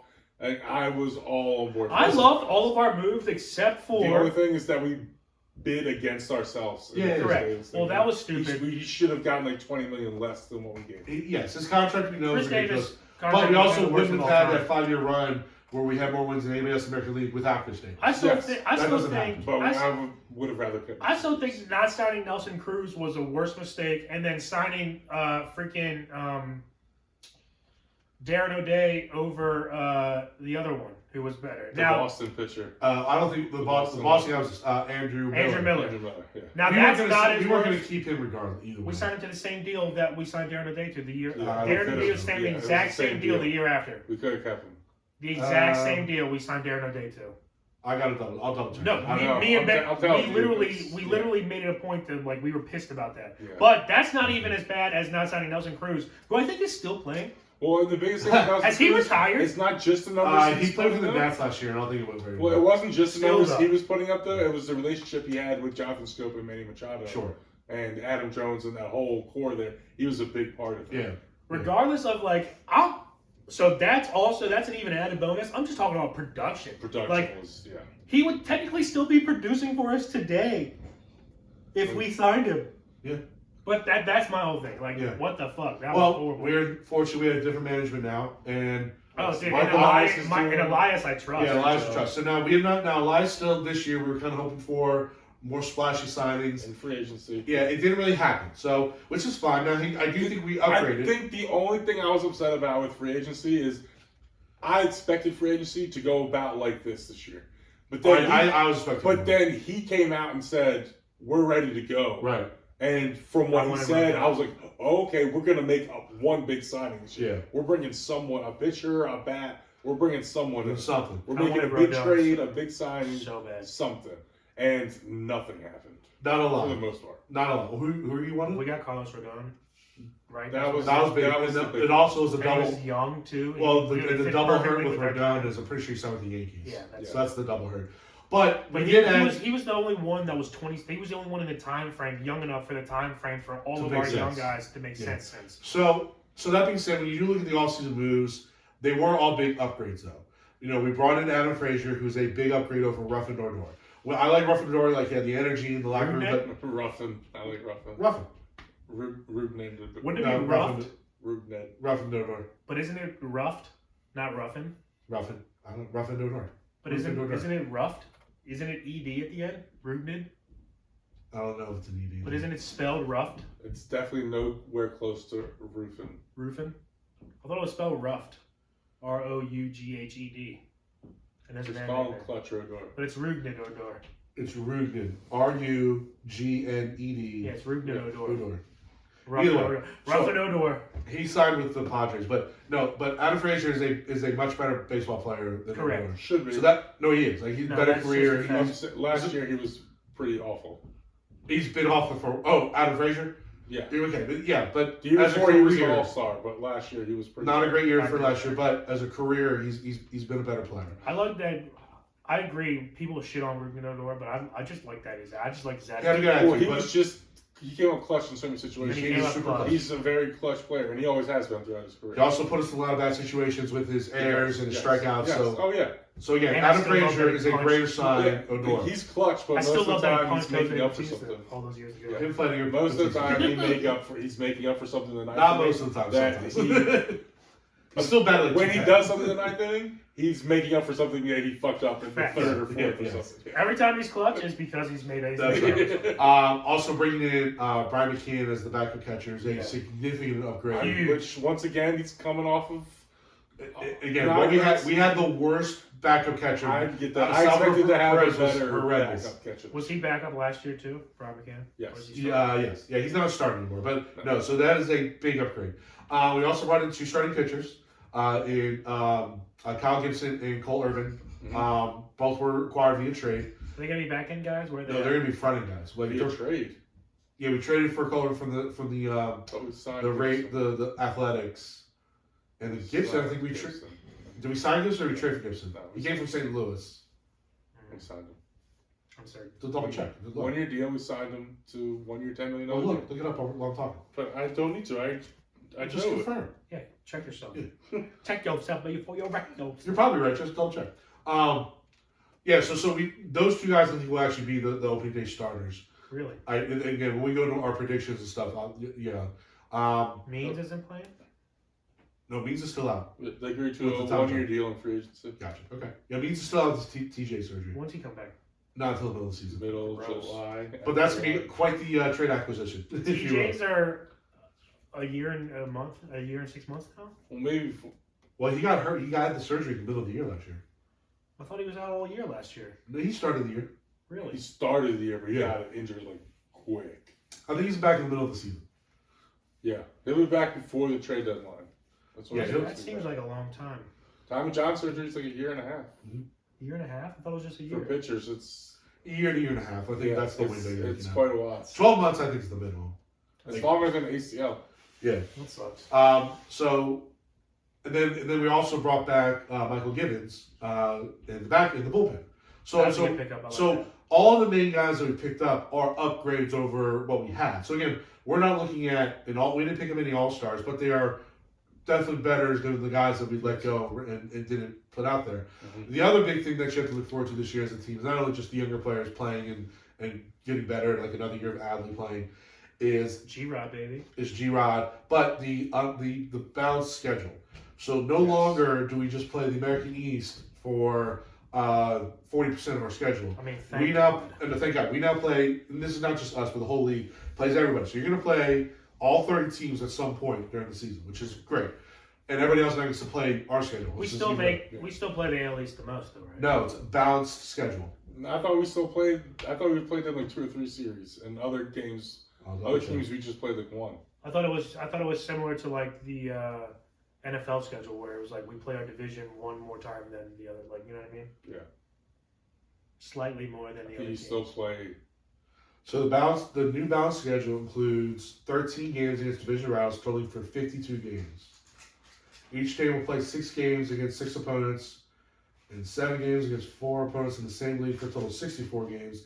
And then each team will have 46 interleague games. So you actually play the more league games than division games, but less interleague games than division games. Got it. Does that make sense? Yeah. So you're 52 still division playing- games, 64 out of division games, 46 interleague games. But So 52 you're still division playing your games. division more than you are any other team. Yes. Yes. But that's just because you're playing. Yes, but that's just because. Yes. Yeah, but you still play your divisional opponent more than you play any But other it's opponent. way less than it was. Yes. Yes. Great, that's the way it's supposed to be. Correct. Because you're playing every team in the MLB now. Essentially- We say thank God, but right now, the way the Orioles are looking, all the other teams in the AL East are saying thank God. Yankees are probably the favorite to win the American League, so Oh, yeah. I'm not sure about that. So they're still, they don't want to, they'd rather play a lot of other teams out there than the Orioles still. I think everybody would rather play shittier teams. Of course, you always want to play shitty teams, but between the Every balance, team in the AL East is fucking good. no, I'm not sure. I think the Red Sox are pretty bad. Yeah, but they can also, they can. That's the They can thing make that great about moves. like the Red Sox, the Yankees, and the Dodgers. They can be bad a year or two, but they have the capital to be better the next They year. can have a quicker turnaround. for They sure. have the quickest of turnarounds. So whatever that they're bad for a year, like that's not as bad as me and like as us and the Rays being bad for a year or two. Yeah. Yeah, We're it's fucked. just Boston's not in a great situation right now, though. No, but that doesn't mean they don't make trades in the middle of the year or they don't fucking If there's sign this- 3 people Right. in the offseason. Well, they did a lot of cash cutting to get rid of dudes. So Yeah. I don't know. The This luxury might be tax their is a real downfall. thing, you know. So Yeah, because they'll probably be in it next year or the year after spending money again. so Yeah, this will probably be their down year, but they'll be back in it next year. like I said, they're quick around me. Yeah. Normally pretty quick. You Sure. know, it always is for those type of teams. So that's kind of the overall kind of look at the Orioles and the team and things like that. Be So, excited, people. Be excited. so what the boys did is we're going to have a couple kind of like predictions and things like that. So the first thing we're going to do is go over what we predict will be our opening day roster. Okay. So the way it works in baseball is you have 13 pitchers and 13 players for a 26-man roster. Okay, 26-man roster. Is that how it's set nowadays? You can't have 11 players and Pretty 15 pitchers anymore? It's even. It's 13, And 13. it has to be. That's the new, those are It's the new set rules. CBA. Okay. So not only again, like I said, not only going to predict our opening day roster, opening day lineup and pitcher, we're also going to kind of predict a breakout player, our MVP, and then kind of a bold prediction in our season record at the end. So we're going to take a quick break though. But when we get back, we're going to get into all of that we just laid out. All right, and we are back. All right, so I guess I'll start. You guys want me to start? Yeah. All right. So we're doing roster first? Yeah, let's do roster first. Yeah. So I think for the position guys, we're gonna have a lot of similarities. This is kind of my prediction. I think maybe one different, but I don't see. Honestly, I many. think, yeah, I we would have the expect same us base having- lineup and the same base roster. We're just arguing maybe 1 or 2 guys. Yeah, at so- the end. Well, let's do this. So I'll give you kind of my lineup, and this is how I put them in order too. You know, so I would have Mullins leading off, playing center field. Adley batting second, playing catcher. Gunnar Henderson playing third base, batting third. Ryan Mountcastle playing first, batting fourth. Anthony Santander DHing, and then I'd have Austin Hayes in left field. Then Adam Frazier at second, Kyle Stowers in right, and ending the lineup Jorge Mateo. That's And then- short. At short. Then my 4 bench guys, That's about right. I would have Ryan McKenna as my 4th outfielder. Yep. I'd have Ramon Urias Urias? him as a kind of like utility infielder. James McCann, as we mentioned earlier, is the backup catcher. And then this is the one spot that we can maybe argue about, but I do think he'll make the team. It's because, one, he made the team last year, did pretty well, and he's having a very good spring right now. But Tyrion Vavra, mostly because he can also, just like Adam Frazier, he can play outfield and infield, so provides a lot of utility stuff. Tyrion Vavra fan. And he's starting to hit really well, He's too. a good bat. Yeah, it's a good bat, too, yeah. So those are my 13 plus my starting 9. Who would be honorable? Who's like on the cusp that you think you could make it? Who are the guys left out? You're looking at like a Joey Ortiz, who's one of their bigger prospects. He's a Gold Glove type shortstop. He could be that utility guy instead of Vavra. You could also, and we saw this last year. The team traded, made a trade at the end of spring training last year. You do kind of the same thing, which opens the spot up. Like I wouldn't be surprised if like an Austin Hayes or a Roman Urias gets traded. Like kind of those kind of guys, especially because you have a bunch of infielders that could replace Ramon or Raymond. And then as far as an outfielder, you could probably then bring up like maybe a Colt Cowser if you really feel like he's ready to rock and roll. So I don't really see too many differences between. I think that's pretty much the starting day roster unless there's like a significant move made. Yeah, I'm right there with you. If there's no significant move made, like that's our roster. Especially if Joey Ortiz is the only like.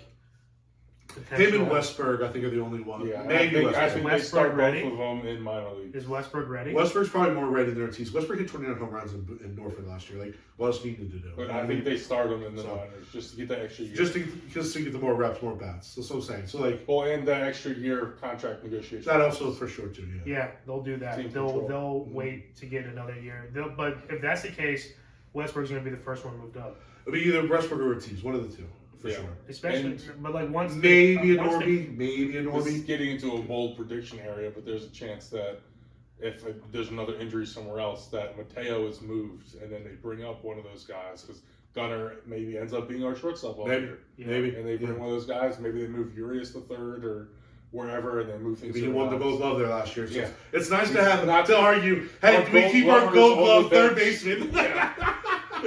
It's a nice conundrum to have. It's pretty sick. Yes. All right, pitchers.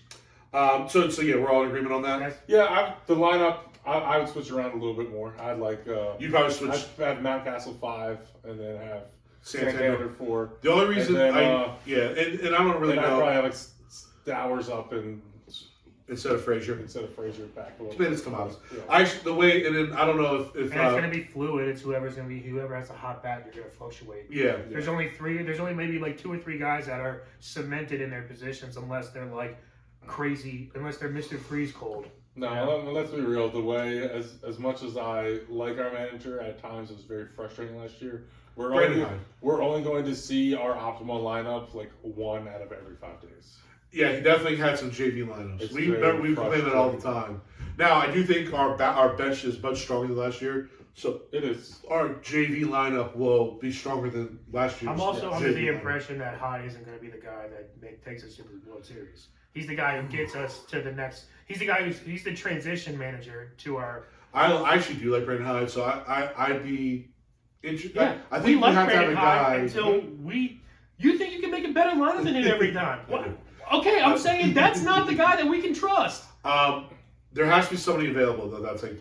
Right, like, I'm you're not saying gonna make a there's move no. just I'm make not a move. saying I have a guy right now better. Yeah. I'm just saying feel wise, I don't feel like this guy can get us over the hump. You might not. He's the guy who transitions us to the next guy. Yeah. He's the fucking. I now pronounce you. He's Good Luck Chuck. He's the guy who we date before we marry someone. You say he's Buck Showalter? Dude. Once he leaves, then we get. I fucking love Buck so much. Buck might be one of the favorite managers. I I've love ever Buck rooted too. for. I'm just saying that's I love Buck's Buck. rep is once he leaves, then the team wins the World Series. And I think It's usually how it I think works the Orioles were so bad that it had to take one after Buck Yeah. to get us there. The Orioles are. That's funny. Even the Buck curse. Even the Buck curse couldn't do it. We had to, it was one after Buck. All right. So as far as now the pitchers, so this would be my starting 5, and again I think this is pretty locked in. But Kyle Gibson and Cole Irvin, we talked about as the 2 acquisitions during the offseason. Those have to be starters just because we acquired them. Yeah, and Unless someone beats them out. Like I don't really have great options to beat them out. we And then barely the have options to get 5. second. We barely have enough to start. No, we do. No. There's definitely guys that are going to be left out. Yeah, but like not to get blue like not to start 5-5s. You know what I mean? There's not too many options for us. Like if you took out the 2 guys that we brought in, like how many number 5 pitchers are we going to have in our top 5 pitchers? We would still have a couple guys that are going to be in the bullpen that probably would be starters if we didn't have those 2 guys. Right, but And I'll explain. how many of those guys are starting for other teams? Or, A decent amount. but are they long relievers on other teams? Or are they starting for No, other I think teams? They're starters. One was a starter for us starters last year that you'll see in a second, that I moved back to the bullpen because we got these 2 guys. Gotcha. So like I hear what you're saying, but I do think we'd be okay. Like these guys are definitely locked in, they're loaded, they're ready to go. Mostly just because they're veterans and they're inning eaters, like they're, you know what I mean? But we're just we a do have top other guy guys. away from being like every other team. And Cole Irvin's our only starting lefty. right, Basically. he is That the only sucks. starting lefty. That's Bruce Zimmerman, but Zimmerman's most likely going to be a bullpen. Yeah. I don't even want Zimmer on the roster. Okay. Yeah. All right, we'll go. So Who's your Gibson, top 5? Irvin, and then my next 2 guys are Bradish and Kramer. Again, kind of prospects for sure, but guys that flash and I think have good stuff. And then ending out the rotation would be Grayson Rodriguez. Wow, so you have Wells going to the bullpen? I was in the bullpen. Yeah, he's the guy. He's the guy that had started. He was started last year. Started pitching really well before he got injured. I don't disagree, but I now think just to make the bullpen fucking filthy, I thought I was in the bullpen because I think the bullpen now is loaded. And here's the bullpen guys. So I got Felix Bautista closing for us, no problem there. Yeah. Perez, dominant lefty. Dylan Tate will be playing for USA World Baseball Classic team. You mentioned Michael Givens coming back. Isn't Perez? Who was the second one you said? Perez. He's our 8th, right? He's the one who sets up. Bautista. He's probably going to be one of our setup guys, but he's also a really good matchup guy. Like he can do a lot of everything. But with Tyler Wells could be our setup guy too. So we're going to have some flexibility. And then we also. I think Austin Voth is in the bullpen. I think he's kind of a long reliever in case things go wrong with the pitcher. He can give you like 3-4 innings. And he actually did pretty well for Both us of last year. mispronunciations, that's by far the least. Because it's Voth both, yeah. It's by far the least. When you look at it, you Of can get Voth the from things it. to correct him on, that's the least one to correct That's him it. on. Yeah. All right, so wait, we've interrupted you twice. Go over your ones again. So again, Bautista closing. Yes. Perez, Tate, Givens, Wells, Voth. And then I think, again, you look at these last 2 spots, I think we're going to go Keegan Aiken. I know he really struggled at the end last year, but again, he's the lefty, long inning guy. Those guys are valuable. And then my last spot, I'm giving to D.L. Hall because he's so fucking good. He's so talented. He was up last year. I think he is going to end up being our 8th inning guy. He'll be our Andrew Miller. He'll be lefty, throwing a gazillion miles an hour with a devastating breaking ball. Is he destined for the bullpen? There's a lot of I don't talk want that to happen. There's a lot of talk that he is actually going to be the closer during the World Series runs and not a starting pitcher during the World Series runs. So to me, that's almost a failure of his career. And I don't want to say that, but he's had a lot. I want him to be a bullpen guy. But of course, if he works out being an excellent Andrew Miller or closer or whatever, that's great, and you accept that. But you want him to be a bullpen guy. Now again, this is a rotation starter. You want him to be a starting rotation guy. So now because here's the deal with him. him. Be a rotation guy. All right. Because here's the deal too with him and Grayson. Like they're both still going to be pretty intense inning limits. Like Grayson probably won't pitch all year, honestly. If those 2 guys are in our top 5 rotation, we have 7 rotation because those guys are going to be on a limit. And especially when you got guys like Voth and Aiken, and even D.L. Hall can probably do this, you're probably going to have piggyback start with Grayson, because Grayson will probably only go 4 innings, no matter what. Just again, because he's going to be on an innings limit. Then you can piggyback him with one of those 3 guys. By the way, can you imagine a Grayson D.L. Hall piggyback? Or as a fan, that'd be erection city. So, you know what I mean? Watching both those guys close like 3 to 4 innings for each of them, and then you give the ball to either a Perez, a Wells, or a Bautista to finish the game out. Plus, when Means gets back, who knows how he's going to be doing. Correct. So you can see piggybacking with Means and Rodriguez. Right, which is all filthy. I do kind of agree with Ben though. Like I would much rather have D.L. Hall be our number 5. Everyone wants him to be a rotation guy. I would prefer him to start the season if he's not going to start in rotation.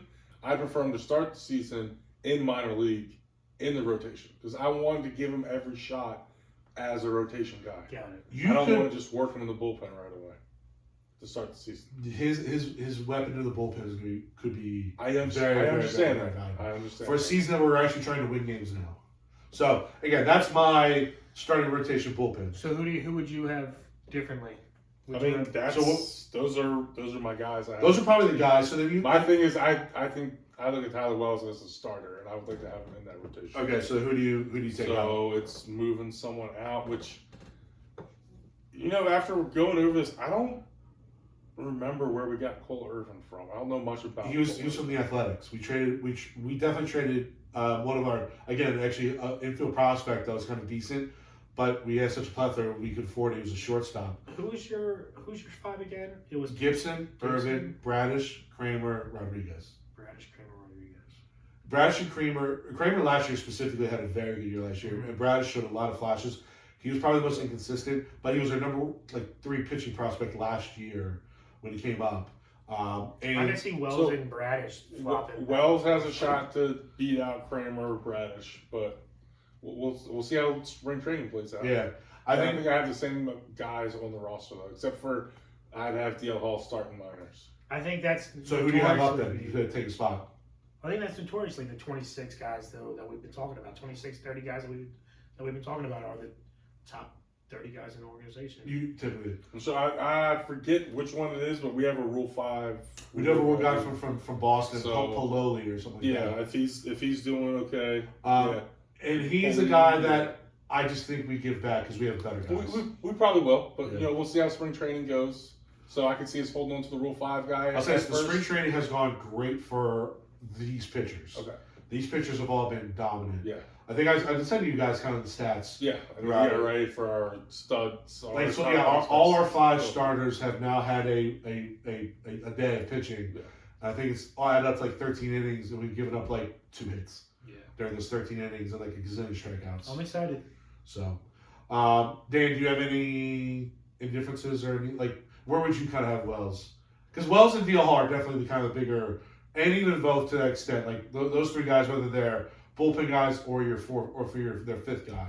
Mm-hmm. I'm honestly letting it play. I'm letting it play out and letting them decide for it. So if that's just whoever's on the hot streak at that time, if they're going to be. And it's also, what do I need at the time? If they're a hot streak, but they can't start the game, then I have them as a long reliever. But if they're... You're going to have a piggyback guy with J-Rod all year long. And I don't know that I want to, what Ben was talking about, if any of those guys are performing greatly, do we want them as the 5th starter instead of a bullpen guy and let them not pitch every day? That goes into it too. Will they more be better? What you were saying as well, is it more beneficial now that we're trying to win games to have this guy benefit us in the bullpen 2 to 3 days? Bullpen weapon. A couple of these bullpen guys or rotation, who are kind of flirting with the rotation, they're definitely going to be in our bullpen for long relief guys, and we're going to need to cover innings for Rodriguez and stuff like that. Mm-hmm. Like I said, I think my only thing is DL Hall because he is younger. And you want him to be a starter, I like to give him a shot. That's where I'm at.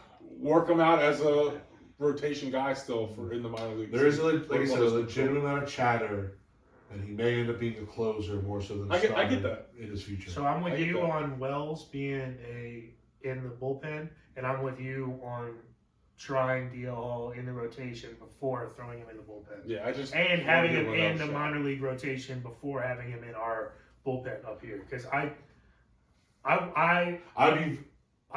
still of the mindset. In my future sight, I would love to see Grayson Rodriguez, G-Rod as our number 1, and DL Hall as our 3-4 pitcher. That's when we win the World Series. DL Hall pitching in the 3rd or 4th game is what I envision. Well, now I will say DL Hall being a 4th pitcher and then DL Hall being an 8th inning guy. I'd rather him be the 8th inning guy.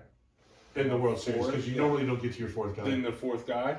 I'm hoping he can become that top of the rotation number 2 guy and everything behind him. If not, though, he has the arm talent to be a shutdown bullpen. Literally shut down. Yes. He did a Aroldis Chapman. And he's the guy. I don't want to be the closer. I want him to be like the Andrew Miller, where might bring him in the 6th. Well, especially Daniel Batista already. Yes. Yeah. You want to bring him in and maybe 6th, 7th innings to face the 2, 3, 4 of the lineup.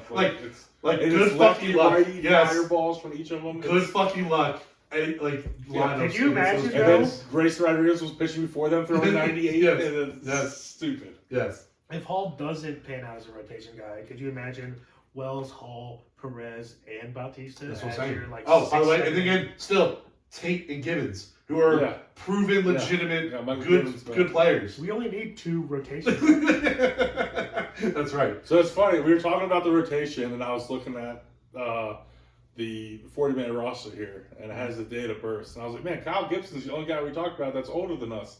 And then I looked at the team, and I'm like, Kyle Gibson's the only guy on the whole team that's older than us. Young ass team still. I love it. Do we have any prospects that are potentially Pitching prospects? Yeah, we have a couple pitching prospects. Nah, we have The kid we got from the Rays last year, but he was going through Tommy John as well. Yeah, let's say the 2 guys that we traded for last year are beat up. Seth Johnson and drawing a blank. But they're both once had Tommy John surgery, recovered. Another guy. So the answer to your question, Dan, is no. Like Michael Bauman's probably not a starter. He's more of a big power bullpen guy. And then we have a lefty, Cade Povich, who's pretty good. He might be another guy. I think what it's kind of looking at, if you look at the farm system, there definitely needs to be a little bit more of an emphasis on starting pitchers in the next couple of drafts, especially because we want so heavy hitters. No, we have some still good guys for sure. Because we've gone so heavy with hitters and positions, we have guys to go out and trade and go get a. We can trade for a guy if we really, really need to. Like you can trade Ortiz and Westbrook, and your prospect system's not really going to miss a beat. Yeah, You're you're gonna gonna get almost any starter. You're going to get a number 1, number 2 guy for those 2 we're only prospects. like a year away from like needing to have better pitching because we're better going starting to be pitching, yeah. better starting pitching. Yeah. Because we have a bullpen and And a team. a 9 that could potentially get you there. I mean, you're looking at an elite bullpen and a potentially elite 9. Yeah. You know, in the league, like top 10 of both. And then you said you just need kind of you just need 3 John guys. Means coming back. You need. He's a free agent. You've repeated the lineup twice to me. I still don't remember the top 2 guys. The top 2 rotation guys? Yeah. Gibson and Irvin. Gibson and Irvin. Yeah. Again, they're not. I was saying Cole. They're just kind of. Is one of their names Cole? Cole Irvin. Yes. Yeah. They're just inning eaters. Like that. That's all they're going to give No, us but that's this what I'm year. saying. Like, They're my like, bold prediction is that that might be. That's my bold you want to do a bold prediction. prediction now, or do you want to save it, or do you want to set it I up? want to do bold predictions right All now. right. Let's do a bold prediction since Dan's on that tip. So bold prediction for the year. Dan, go. We trade for Who we trade for? top rotation guy. Give me a name. I don't know. Just make one up. Who are you getting? Jimmy Neutron. You told him to make up a name. I did tell him to make him a name. No, and that's what you want to do. Jimmy Neutron. we trade for Shohei. No. Because he will be available probably. He's not going to Now, re-sign. I'll tell you this. We're going to give him more than Westbrook and Ortiz. No. We trade for a Shohei type. Whatever that is. Whoever's a free agent. There's always a Shohei type. There's only Shohei. That's the only Shohei type. And I'm going to even do this. I think we trade for someone who what's funny? is not projected to be traded. I still think we're kind of sellers I can see us selling more guys to get more prospects than because I can see us trading a Santander or an Austin Hayes or again a Urias. Like those guys, I can see us trading before we trade our prospects to get a guy. No, I'm saying You know what I mean? I'm actually thinking both of those things happen. I think we trade our veterans to get some more prospects. To get more prospects. Those prospects with our current prospects. We not only flip some prospects, as we're gonna get multiple prospects in those deals. And I think we flip one of those plus a couple that we already have for a top end rotation player. Okay. That's my bold prediction. This is the year that it happens, guys. This is the year. We force because they saw what happened this past year. They said that we were ready. And they probably reached out to guys and they were like, nah, fuck Baltimore. Y'all stuck still. So now we force their hands. Fuck Baltimore. Now we force their hands. We force the free agents in here. And we go after a guy who's got a couple years of control. Not even remotely on the trade radar, but we offered them. They were like, oh my God, we have no one in the top 100, and now we just got 2 top 100 prospects. Well, free agents actually want to come here now. Do they? Yeah. How do you know? Right-handed hitters don't really want to, but pitchers do. Do they? Yeah, they do. None of them came here. One came here, Gibson. We didn't put out big values, big offers. How do you know? Because I do. No, you don't. The Orioles. Me and Mike are tight. Me and Elias are tight, and I know that he reached out to a couple guys, and they were like, "Nah, fuck D-Moore." That's not what they said. They said it. Not what they said. So, all right. Verbatim. So Ben, what's your bold prediction? Ooh. So Dan's is that we're acquiring a nameless top 2 starter. So Or to be determined. Who are the That's- free agents next year? I got besides that. Shohei? That's my Yeah, prediction that's too. We get one of the Brewers guys, and Okay. but Or I- Corbin. Are you looking at Corbin? probably Corbin. He's so good. And I think, All right. So what would you but I think Mateo is one of the pieces that gets traded. for Corbin or? Let's say my bold prediction is Jorge Mateo ends up getting traded, Okay. and we move Gunnar to short and call up one of our Westford Probably or Westford. Ortiz Yeah. to either play at second or third. Okay. And then, so that's my bold prediction. Okay. And Let's say- I'm a big Mateo fan. Here, hold on. Ring, ring. Ben, I need you. I'm calling you. I let it ring 2 or 3 times. Ring, before I ring. answer. Ring, ring. Hello. Hello, Milwaukee Brewers. This is the Baltimore Orioles. You're the Milwaukee Brewers. Okay. I want Patrick Corbin. Not Patrick Corbin. I want Corbin, whatever his first name is. Cy Young winner, superstar stud. Is he on the market? Let me make sure. Let me check with someone. Okay, go ahead. I'll sit here waiting. Jesus Christ. Worst podcast ever. It is Corbin available. Oh, hey, yeah, Corbin's All right. I want to offer you Colton Cowser, Joseph Ortiz, Jordan Westbrook, and Connor Norby. Will you take that trade? Done. For all 4 of those guys? Yeah, those are all 4 top 100 Yeah, prospects. done. Okay. To be honest, I'm looking Would you at take that? Would you take that trade for the Brewers? I'll, You're trading a Cy Young winner. I'll fly him to you. Like literally, he's like one of the top 3 pitchers in baseball. Like not re-signing. They had a disagreement during arbitration, which was kind of funny. A big disagreement. He was insulted. He was very insulted. And they For like $75,000. And the team won. Yeah, the team won. He is furious. All right, that's all I have to give up. Westbrook, Ortiz, Cowser, and Norby. If you're so flushed that you look at it as that's all you have to give up, yeah, that's all you have to give up. Okay, I'm giving up half my top starters or top prospects. Yeah, that's But I am giving a Cy Young guy. Yeah. Who will dominate with that left field ball. Who's going to rip you to pieces in arbitration. He's also a big motherfucker. Have you ever seen him? He's big. He is. Yeah. Okay. All right. Fair enough. All right. So That's your the ball name I prediction. like. Say it again. That's the name I like too. Then What? I'm looking at all these Not names Jimmy for Neutron? I mean, No, I Jimmy just Neutron's don't pretty know. smart. He could probably help with some of the analytics. who and stuff. is a potential guy that I just, free like I agent. said, that would be I good. love Jorge Mateo. Mm. And I think his average could be higher this year without the shift. And just his speed, he's going to have more stolen bases for sure. His defense helps so much. His range with the shifts being eliminated now. I was watching like best defensive plays from last year, and it's every other play is just him making. He's so good. outstanding. Okay. So your bold And I prediction love it, is but I think he gets traded that we trade Mateo and move. and purely just Gunnar to open up. Now, one of the guys we move up would be Ortiz, who's again a Gold Glove caliber infielder. So he would play short. So maybe put Ortiz at short. You Put need Ortiz at Gunnar short. at third. Okay. Not bad. So, but I think And he stays there for 2 years. I until think Jackson Mateo Holiday ends comes up getting traded. Yeah, sometimes that I almost went bold prediction. Jackson Holiday gets called up. This year. You're 19. Come on up. He's really good like now. they said he's looking know. the part right now. He's The so problem is it's young. only been He looks Arizona like a little Foley kid. though. Well, he's been playing in spring training. I know, but Yeah. it's like And they It's said weird. they don't do that, but they said we think he can handle it. And he is. They said like all the player reports Where's he I was starting? reading. Third. Marva. Where will he start? He'll probably start in Frederick. Yeah. Single. Is that The high A. High A, Yeah. high A though, right? And then he'll end up in Bowie. Yeah. Before this year's over, he'll probably be playing with. What if he's up in Bowie by like May though? That'd be so fast. I think Bowie's probably more like June, July. Yeah, but they're also What if he they starts also with he's Bowie? also ripping. He's also on a fucking tear right I now. know. What if he just I know. continues to continue? He looks like a little kid still. Like He does. And I feel like His they're- balls need to trust. it's not just they're looking for his like game to get better. They're looking for like his balls to drop. And Yeah. just that year of maturation to become a man, and then he's in the league. Like Yeah, there are things that like, he. there's only It's he's just like only- at 19, Griffey was a fucking grown man. So he was The in the problem, league like, already. There's He's things still that a you need little to kid. develop, not even just playing baseball, just like learning how to travel. You know what I mean? Like learning Yes, how to the like thing is, he has some of that down already. some of it, but not a lot. Like, No, But he's being also a player, pro's managing kid, your body, so it's like and all he's that. also he has, been that's taught his this. advantage. That's his advantage for sure. He's He also has been the taught ultimate- how to do this. He has the ultimate resource. Yes. But you still have to do it, and that takes time. Yeah, I understand that, but Yeah.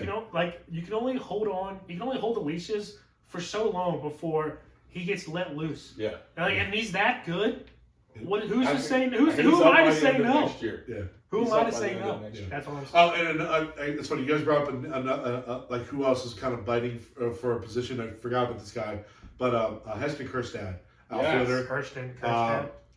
So he was the MVP of the Arizona Fall League. Yes. Speed. Kirsten. Yeah, he was the MVP of the Arizona Fall League, and Probably. probably would be up now if he didn't have that heart condition that messed up his whole first year. Yeah, between the heart condition and COVID, it really put him. Yeah, so He's at the he's the guy that if we basketball. trade Hayes, might be brought up. He's got some pop. Super pop from the left, which is good. So, all right, here's my bold prediction. Okay. My bold prediction also had a little bit of a game, so you guys can play along, which is fun. So, since 1973, okay, the Orioles have had 5 All-Stars in a single year, only like 3 times. Okay? Okay. I'm going to give the year, I want you guys to try to guess the 5. Okay, just a little Say bit. that one more time. Sorry. Since 1973, only 3 times have the Orioles had 5 All-Stars and 1 All-Star game. Okay? I predict that this year they'll have 5 All-Stars. I'll tell you the 5 are when we get to the end. But I also want to play a game. I'll give you the year. You tell me the 5 All-Stars for that year. Okay. Okay? How about you give us the names and you ask us for the year? Because there's no fucking way I'm going to tell you the name. Yes, I wouldn't play this game if I didn't think you couldn't do it. Okay. Here we Because go. obviously it's not like during like the 1979 season. You don't know them. They're obviously going to be during like really good times. You Okay. dingus. All right. So 1997. Okay. Yeah. Name me the 5 All-Stars in the 1997 Orioles. Cal Ripken, Is 1. Roberto Alomar, Is 2. Rafael Palmeiro. No. No. Brady? Brady's 3. Mike Messina, Mike Messina's 4. The last one I'll be very impressed if you get. He is a pitcher. Scott Erickson, Nope. Pitcher. Good guess. Arthur Rhodes. Starter or Starter. He was like a big acquisition that year that helped us kind of get to the ALCS. He's a lefty. Again, I'll be really impressed if you guys get this one. I'm actually drawing 0 people to my brain. I have nothing. I'm a shit fan. Do you know? Part of me thinks I do, but no. Say a name. Just say a name. One more name. Nah. Okay. Jimmy Key. I wasn't Shut going up, to say man. that, but I know Jimmy Key. I should have got that one. That wasn't the name I was going to say, but I should have got All that. right. Okay. 'Cause I was going to say, dude, we just gave you the opportunity to say it. No, It's like, no. All right. damn it, I should have said it. So the next one, all right, I have 2013. his baseball card, though. 2013. 5 All-Stars. Go. 5 All-Stars from 2013. Again, this is like the heyday of, that squad. Adam Jones. Yeah. There's 1. Yep. Mark. Scope? Nah. Not Scope. I'm not saying. Yeah, Chris Markakis. Davis. Chris Davis. Markakis? Not Markakis. Brian Roberts? No. No, Brian, this after is after Brian Roberts. Roberts. Oh. Is it? Yes. When did It's Brian like Roberts- Manny Machado. Last time Brian Manny? Roberts Yeah. even made the All-Star team was 2007. Ew, gross. So this is the heyday. Manny? Manny. Yep. Ben Wow. Simmons. So you got 3. Johnson No. from the bullpen. No. Not a bad guess, but no. Cheryl? Was George No. Cheryl still No. on No. the No. team? No. No. Givens. No. Damn it. One was a starter. One was a starting pitcher. Yeah, that one was. It was part of the Adam Jones trade or the Eric Bedard trade. I know who it is. I just can't. Chris Tillman. Tillman. All right, and then you're missing the 5th guy. Come on, this is a good one. He's one of our boys. Yeah. He scored the go-ahead run, the dumb and young hit. No. JJ Hardy. Jay Hardy. JJ Hardy. All right, now then the last time we had 5 All-Stars was 2016. Smash some home runs. 2016, this one might be a little bit harder. Okay, so think 2016, a few years later. All right, go. Manny's still on the team? Manny's still on the team, but Manny's one of them. Yep. Jonathan Scope. Nope. No. Scope made it in 2017. That was Damn it. He was our only representative that year. That was the year. That's the year we traded everybody. Yeah. This was our last year of like being competitive. Well, that was Chris Davis had a good year, right? Chris Davis did not have a good. No, Chris Davis started to kind of Oh, get really? off now. So we got Manny. I forgot he was on that team back then. Was Jones still an all-star at that point? Nope. No. We had 2 pitchers. Tough. 2 pitchers, 3 players. And then Manny's the only one we got. So Manny's the only we got so far. Johnson's done at this point. Mm-hmm. So who's after Johnson? When did Nelson leave our team? Nelson was only here for 1 year, dude. It was 2014. Nelson. Zach Britton? Zach Britton's one. Yep. Nice. That was when he had like that .460 ERA. When he was Yeah, a closer, it here. was just. And Buck didn't put him into the Yeah. playoff game. That was We had Ubaldo. Yeah, the ball down. All right, so you got Britton and Manny. That's it. We're slacking. You are there's one obvious one. Nelson? No, No, I told you you Nelson's already here 1 said year. Nelson. No, like 3 years ago. Hop off. There's one obvious one that you guys, I'm a little disappointed you guys don't have. I can't believe I'm blanking like this. Pitcher or player? The It's a player. player. So it's the last player? Yeah. There's another pitcher Oh, wait, and no, another yeah, player sorry. that are There's both in part of A them. pitcher and 2 players left. Yeah. And the pitcher and the one player I think will be kind of tough, but there's one obvious player. Wow, dude, this is bad.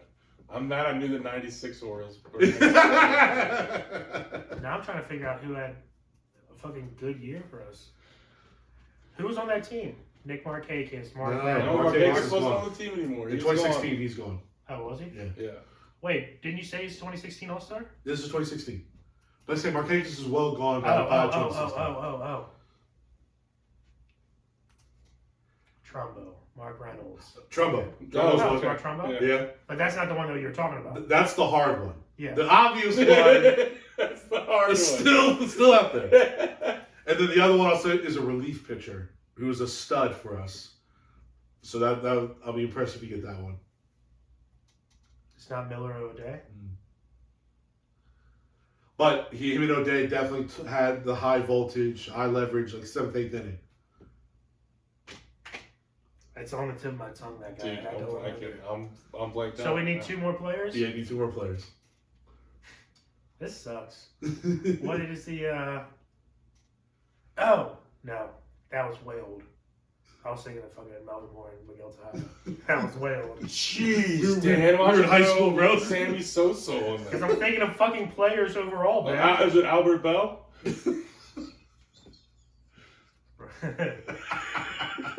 BJ Seroff. Jeffrey Hammonds. Fucking Weeders. There you go. That's the It obvious was one. Weeders? Yeah. I didn't think Weeders made an All-Star game that late in his career. Weeders made a bunch. Because remember, he's a catcher. So, like, I still didn't think he made it not. Weeders was a perennial all-star. So, yeah. So, Weeders. Now, the pitcher. No, the pitcher was the one. Didn't he get traded? He was a fast. He threw fast as fuck, right? He had a good arsenal. Was Obviously. like over 100. No. All right, then it's not the one I was thinking of. The dude who wore his hat to the side. No, you're thinking of the. Pedro Strop. Yeah. Pedro Strop. Yeah, not him. All right, do you guys want me to do the Yeah, answer? just give us the. Brad Bach. Oh, Bach. I wouldn't. Oh, yeah, I forgot about that. Yeah, but he was really good for Yeah. us. He was. So, all right, so I think we get 5 All-Stars. And the 5 that I think we're going to get, I think Adley. Cedric. No, not me. I think Cedric makes it. I think Cedric has a big year. Yeah. I think Cedric has like a 20-20, 25-25 type year. I hope Bounce back year. I think Adley. Mm-hmm. And then Ben and I were kind of talking about this guy earlier, but I think he has a big year. I think Ryan Mountcastle. Sure. I think Mountcastle's going to give us a 30-100 year. He's going to have a bounce back year. And then then we have 2 pitchers. I'm going to go Batista as a closer in the bullpen. And then I talked about him earlier. We kind of discussed him, but DL Hall. I think DL Hall is going to be Andrew Miller, just fucking shut down, lights out. He has the name. Oriole fans will vote because we'll be in playoff contention by All-Star break, and he's going to be a big reason why in the bullpen. I kind of don't want Felix Bautista to have that dominant of a year where he's an all-star closer. I want him to have a great year, but I don't want him to have that dominant of a year. Every time an Oriole closer is that good, he gets traded. Yeah. Britton, fucking George Sherrill, Yeah. fucking Jim Johnson. Jim Johnson. You name it. Yeah. Everyone gets fucking traded. That's nice. And I want to keep him. I like most Bautista. bullpen guys don't keep it up, so you trade him. But he's the fucking mountain. Look how intimidating he looks when he's fucking 8 feet tall and I'm throwing a billion miles on an board hour. with your 5 as your bold prediction, but I don't think it's DL Hall. Instead, I think By the way, Maryland lost. you just said they were up by a He bunch. jinxed They him! totally blew it. Fuck you, Terps. Was that at home? Or No, it was in Penn State. Of course. Penn State outscored him by 14 points in the second half. Fuck! And we were probably only about, what, 10 in the second by the second? So Yeah, I think we get the 5 All-Stars, but I think the 5th one is not DL Hall. It's Gunnar Henderson. He takes Rookie of the Year and an All-Star at third base. Wow. Okay. All right. Bold predictions. So bold predictions are you have 5 All-Stars, we're acquiring Shohei, and who are you acquiring? He just There's says trade. more Mateo being traded, but Yeah. now I like Gunnar Henderson winning Rookie of the Year and becoming an All-Star. Okay. That's more bold, to be honest. That's your with you. bold prediction? That's more bold. Okay. All right. So there's our bold. We have crazy Now, bold predictions. we have two more things. And we'll wrap up. All right. We need a breakout player. A guy that's kind of under the radar, but really steps his game up, and then helps contribute the teams to win.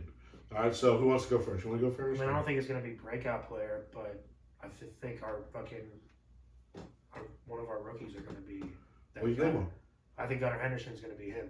Like, he's going to be... Breakout, I kind of think is like someone who's not really as well known. Like everyone knows who Gunnar Henderson is because he's the number one prospect. So like, All right, well... it's not much of a breakout for him. all right, that's then I easy. think, To me, okay, like, then I Rushman's think- not really a breakout. Like, you expect Right. him to do this. All right, but then I he's gonna think, so I get our two... Stowers, not Cowers. Cowers is up right now. Stowers is up. It's our prediction. Stowers is up. Cowser is down. Right. I think Stowers has a breakout year this year. That's a good one because That again, would he's be- an under the radar guy. If he has a break, if he gives you like 15 home runs, I think that'd be Stowers phenomenal. cements himself as The right fielder? as our right fielder Okay. going forward. Nice. So there's 2 guys that, in order for the Orioles to be a great team this year, one of these 2 has to have a breakout season. Mhm. And I think one is even more important than the other, and that is Ryan Mountcastle at first base. I Yeah, think he has to have a breakout season and establish himself in the middle of that lineup and have a better on-base percentage and cut back on his strikeout some. And just, if he comes through with that 30, 100 season, we're looking really yeah. He's good. already given us a 33 home run season. His first full year, he gave us 33 home runs. So but he's already established. He backed off last year, and But he that- still He did, come yes. back from it. That first base is also like the one that you could easily replace with a big time guy. With like a that. free agent acquisition Yeah. or something, yes, but they don't want to. They really like this prospect, and they would like Mountcastle to break out. Yeah. So for me, it's Mountcastle, and because the other players in the outfielder, and I think we have a lot of prospects that if this guy doesn't break out, well, he'll be replaced soon. Yeah. But I would love for Austin Hayes to break out. He's such a phenomenal defender with a great arm, and if he can break out offensively, he could be one of the 5 Tyler's All-Stars. why don't you? How do you know it wasn't his? He could be one of the 5 Now All-Stars. he could be. He's really really good against left-handed pitching. He actually eats it up. Yeah. Right-handed pitching, he really struggles with. So, but to your point, so if he can balance that out, And then the become an Orioles have everyday guy. a legitimate logjam in the outfield now. Yes. I mean, because they want Cowser and Kerstad and even Stowers to get a lot more at bats, and they have some other guys too that they really like. Like they drafted 2 guys last year, Dylan Beavers, who's one of their top 10 prospects, and the kid from Florida, Judd. Drawing back on his name. No, not Apatow. As a director, by the way. Judd Apatow. But yeah, You imagine Judd Apatow was just I think a baller baseball he's player. Judd Fabian. Hilarious. Fake, that's it, Fake. Yeah. from Florida. So like those are guys that'll be fast tracked and will be in the bigs, or at least ready for the bigs in the next 2 years. So like again, Austin Hayes could prevent another logjam, which is good. Good problem to have. Yeah. Mine is Terry Vavra. I think he is going to be another breakout guy. I think he eventually pushes Adam Frazier out and starting at second base, and he now You starts. said Vavra, right? Yeah. Okay, because you spoke about 37 words so fast right there That's fine. that I picked didn't up every under- single one of them. Thanks, man. No, so I I'm think just saying for the common listener. There's- So anyway, let me Can't read re-emphasize listen that to slower. I think Terry Vavra eventually pushes Adam Frazier out of the starting second baseman, sugar day spot. I think he's gonna be the breakout guy. He's always had the hit tool. He's always been a pretty good athlete, a pretty good player. He's one of their always been a good prospect for them. I think he just has more skills than Frazier. Frazier obviously is the veteran, but I think eventually as the year goes on, he's gonna do too much in his little bit of time that he's gonna have to get more bats. It might be a 50-50 platoon situation, but I think eventually he'll just kind of take him over. Is it Varva or Vavra? I don't know. I've heard both.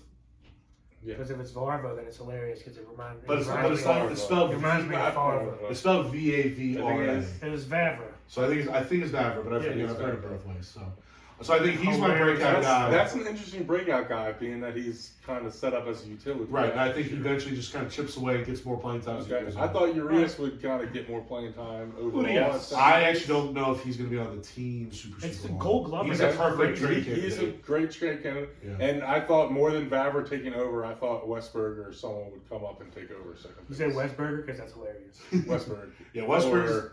Or Ortiz would come up and take over second base. Yeah, both. Or again, don't forget about Connor Norby. Connor Norby hit 29 home runs last year. It's crazy. That's it my thing. We have sucks. so many guys on there. I think one of those guys overtakes second. See, that's and my. Vavra remains. Norby is the main reason why I think fucking Norby- Rutschman can get traded.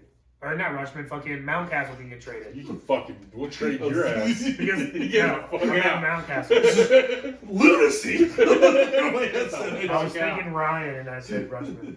Ryan Mountcastle. Mountcastle can be traded because Norby could move to first base Correct. and play well. We're better as an organization if Mountcastle stays with first base and does 100%. But I get what you're saying. We have flexibility. Mountcastle's one of those guys that I don't want to trade because he can. Mountcastle's a fucking professional hitter. 2 years from Yeah, now, really good in fielder. 2 years from now, he hits He that. turned into a really good fielder, but he is a professional hitter. 2 years from now, he Born a really steps it professional up. Like, what's his face? Walker is Christian having Walker a killed great. or something, yeah. He's having a great career now, Yeah. and you know the Orioles gave him a couple chances, It and didn't pan then out. traded him off, and he's having a great career. Yeah. And I think that could happen. So I would I don't- rather not trade. Not Yeah, pass. yeah. Agreed. For sure. All right, let's MVP? get final record prediction, and then we'll get on out of here. Okay. I thought we were doing MVP. Oh, sorry. The MVP then final. Yeah. I mean, do we have any? I mean, do we? is anyone not going to pick Adley? It's gonna be So Adley. that's why I said Rut. That's the only reason why I wanted to say MVP. You want to trade our MVP, Dan? No. MVP? Bullshit. I was thinking about our MVP. That's why I said Rutschman, and that's the only reason why I wanted to keep this segment in is Adley Rutschman for MVP. And I was thinking about him. All right, No. record. Well, let's give Adley a little love because we really haven't talked about him a lot. I mean, ever since he came up, he made such a big impact on the team. Not only just pitching and just the energy. He's a professional. He's a great guy. Phenomenal baseball player. Captain Ben Orioles. talked about every time he batted, like you would see, like 8 pitches in the bat, no matter what. Like foul things off, great eye, He's and the then shit. his power started to come on late. I think he ended up with 15 home runs, and he only played in like half the games, something like that. He doesn't even need to hit the home run. He's just going to have so many Yeah. doubles, man. Well, he broke the Orioles record for rookie doubles. He had like 35 of them, which is awesome. Yeah. No, he's everything you ever want as a fan. He's been the number one prospect. He's handled himself, and there's no reason to doubt he's He not makes gonna. our shit pitches kind of okay. Yeah, I mean, like, well, I showed you guys the one thing where, like, he caught Grayson Rodriguez, who struck out the side, and then he let off the inning and hit a 400-foot home run. And you go, this is the Orioles' future. This is it. Future right Grayson Rodriguez pitching to Adley hit a home run. Like, that's what we would dream. That's what we want. So, Hell yeah. so Adley is the MVP. I think it's a pretty If it's universal not decision. him, If it's I'm not gonna be him, that means pissed. somebody else balled. If it's No, not yeah, him, that yeah. means my bold prediction came true, and then Gunnar also won team. Yeah, that's right. Which is fine. Yeah. We'll take that too. So, all right. So now let's go prediction. So last year they won 83 games, but I think this year they bump it up a little bit. Not crazy, but I think they go 88 and 74, and they win their wild card round, which is the best of 3 series. I think they win the wild card round and go 88 and 74. I like that. They eventually lose in the American League Division Series to one of the top 2 teams, probably the Astros or the Yankees. No, they'll have the pitching by then. They'll be good. so I'm I hope thinking. so. I was thinking 87 and 75 actually. Okay. So right there with you, and I think exactly the same thing. They win in the wild card. We don't quite make it as far as we would like in the playoffs this year. Next year when we reload, we get fucking guys. Next year the goal is to we have Shohei. Next we year's get World it Series. Shohei. We have Shohei and He'll be a free agent. we have Shohei No. in the 30th ranked He will not be a farm free agent system in because baseball. Just shit he everywhere. won't have a. He won't be a free agent because we will have acquired him and signed him. Sign him. He's We gonna just go named the way city bigger after him. market than Baltimore. Yeah. Shohani Moore. No, it's fucking the Baltimore Shohani. The Baltimore Otanis instead of the Baltimore Orioles. Orioles. We still can yell "oh" in the middle of the fucking. We still yell "oh" in the middle of the national anthem. After we say "oh," we finish it off with Otani. We call the Ravens the Tins.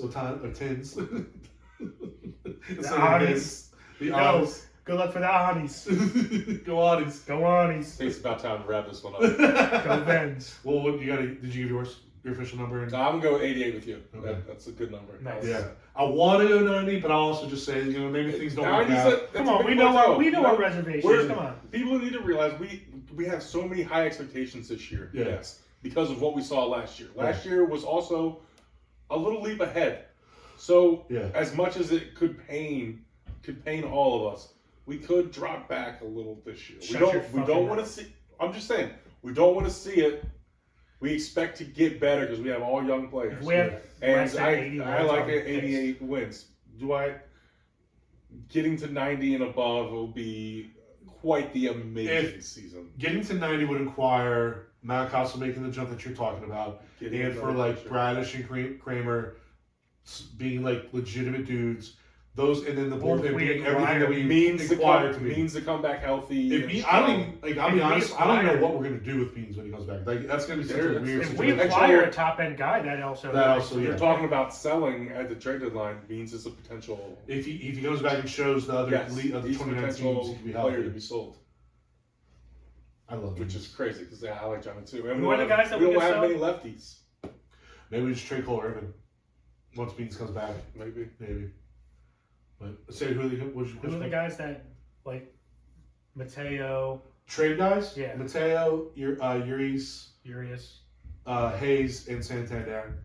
Yeah. Why don't we trade all four of those? Potentially Mullins, but that would be something. Or if our bullpen is just fucking humming, we got like 8 dudes. Like so you trade one of those guys. You don't need all of them. They get big 3 of those guys. Deadline. We trade 3 of those guys, the players, plus Means and one of the bullpen guys for one like a top 2 guy.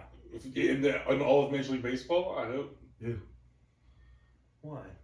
That's a lot of fucking guys. Yeah, but that's a lot of guys that are just dudes. That are top prospects that could end up being way more than. What are you talking about? We just talked about. Yeah, and then you said a couple more guys, more prospects. We said 2 of Mateo, Santander, Hayes, and who's the Ramon Urias, a bullpen guy current bullpen guy, and then it Means a bullpen guy, and 2 of those guys I talked about.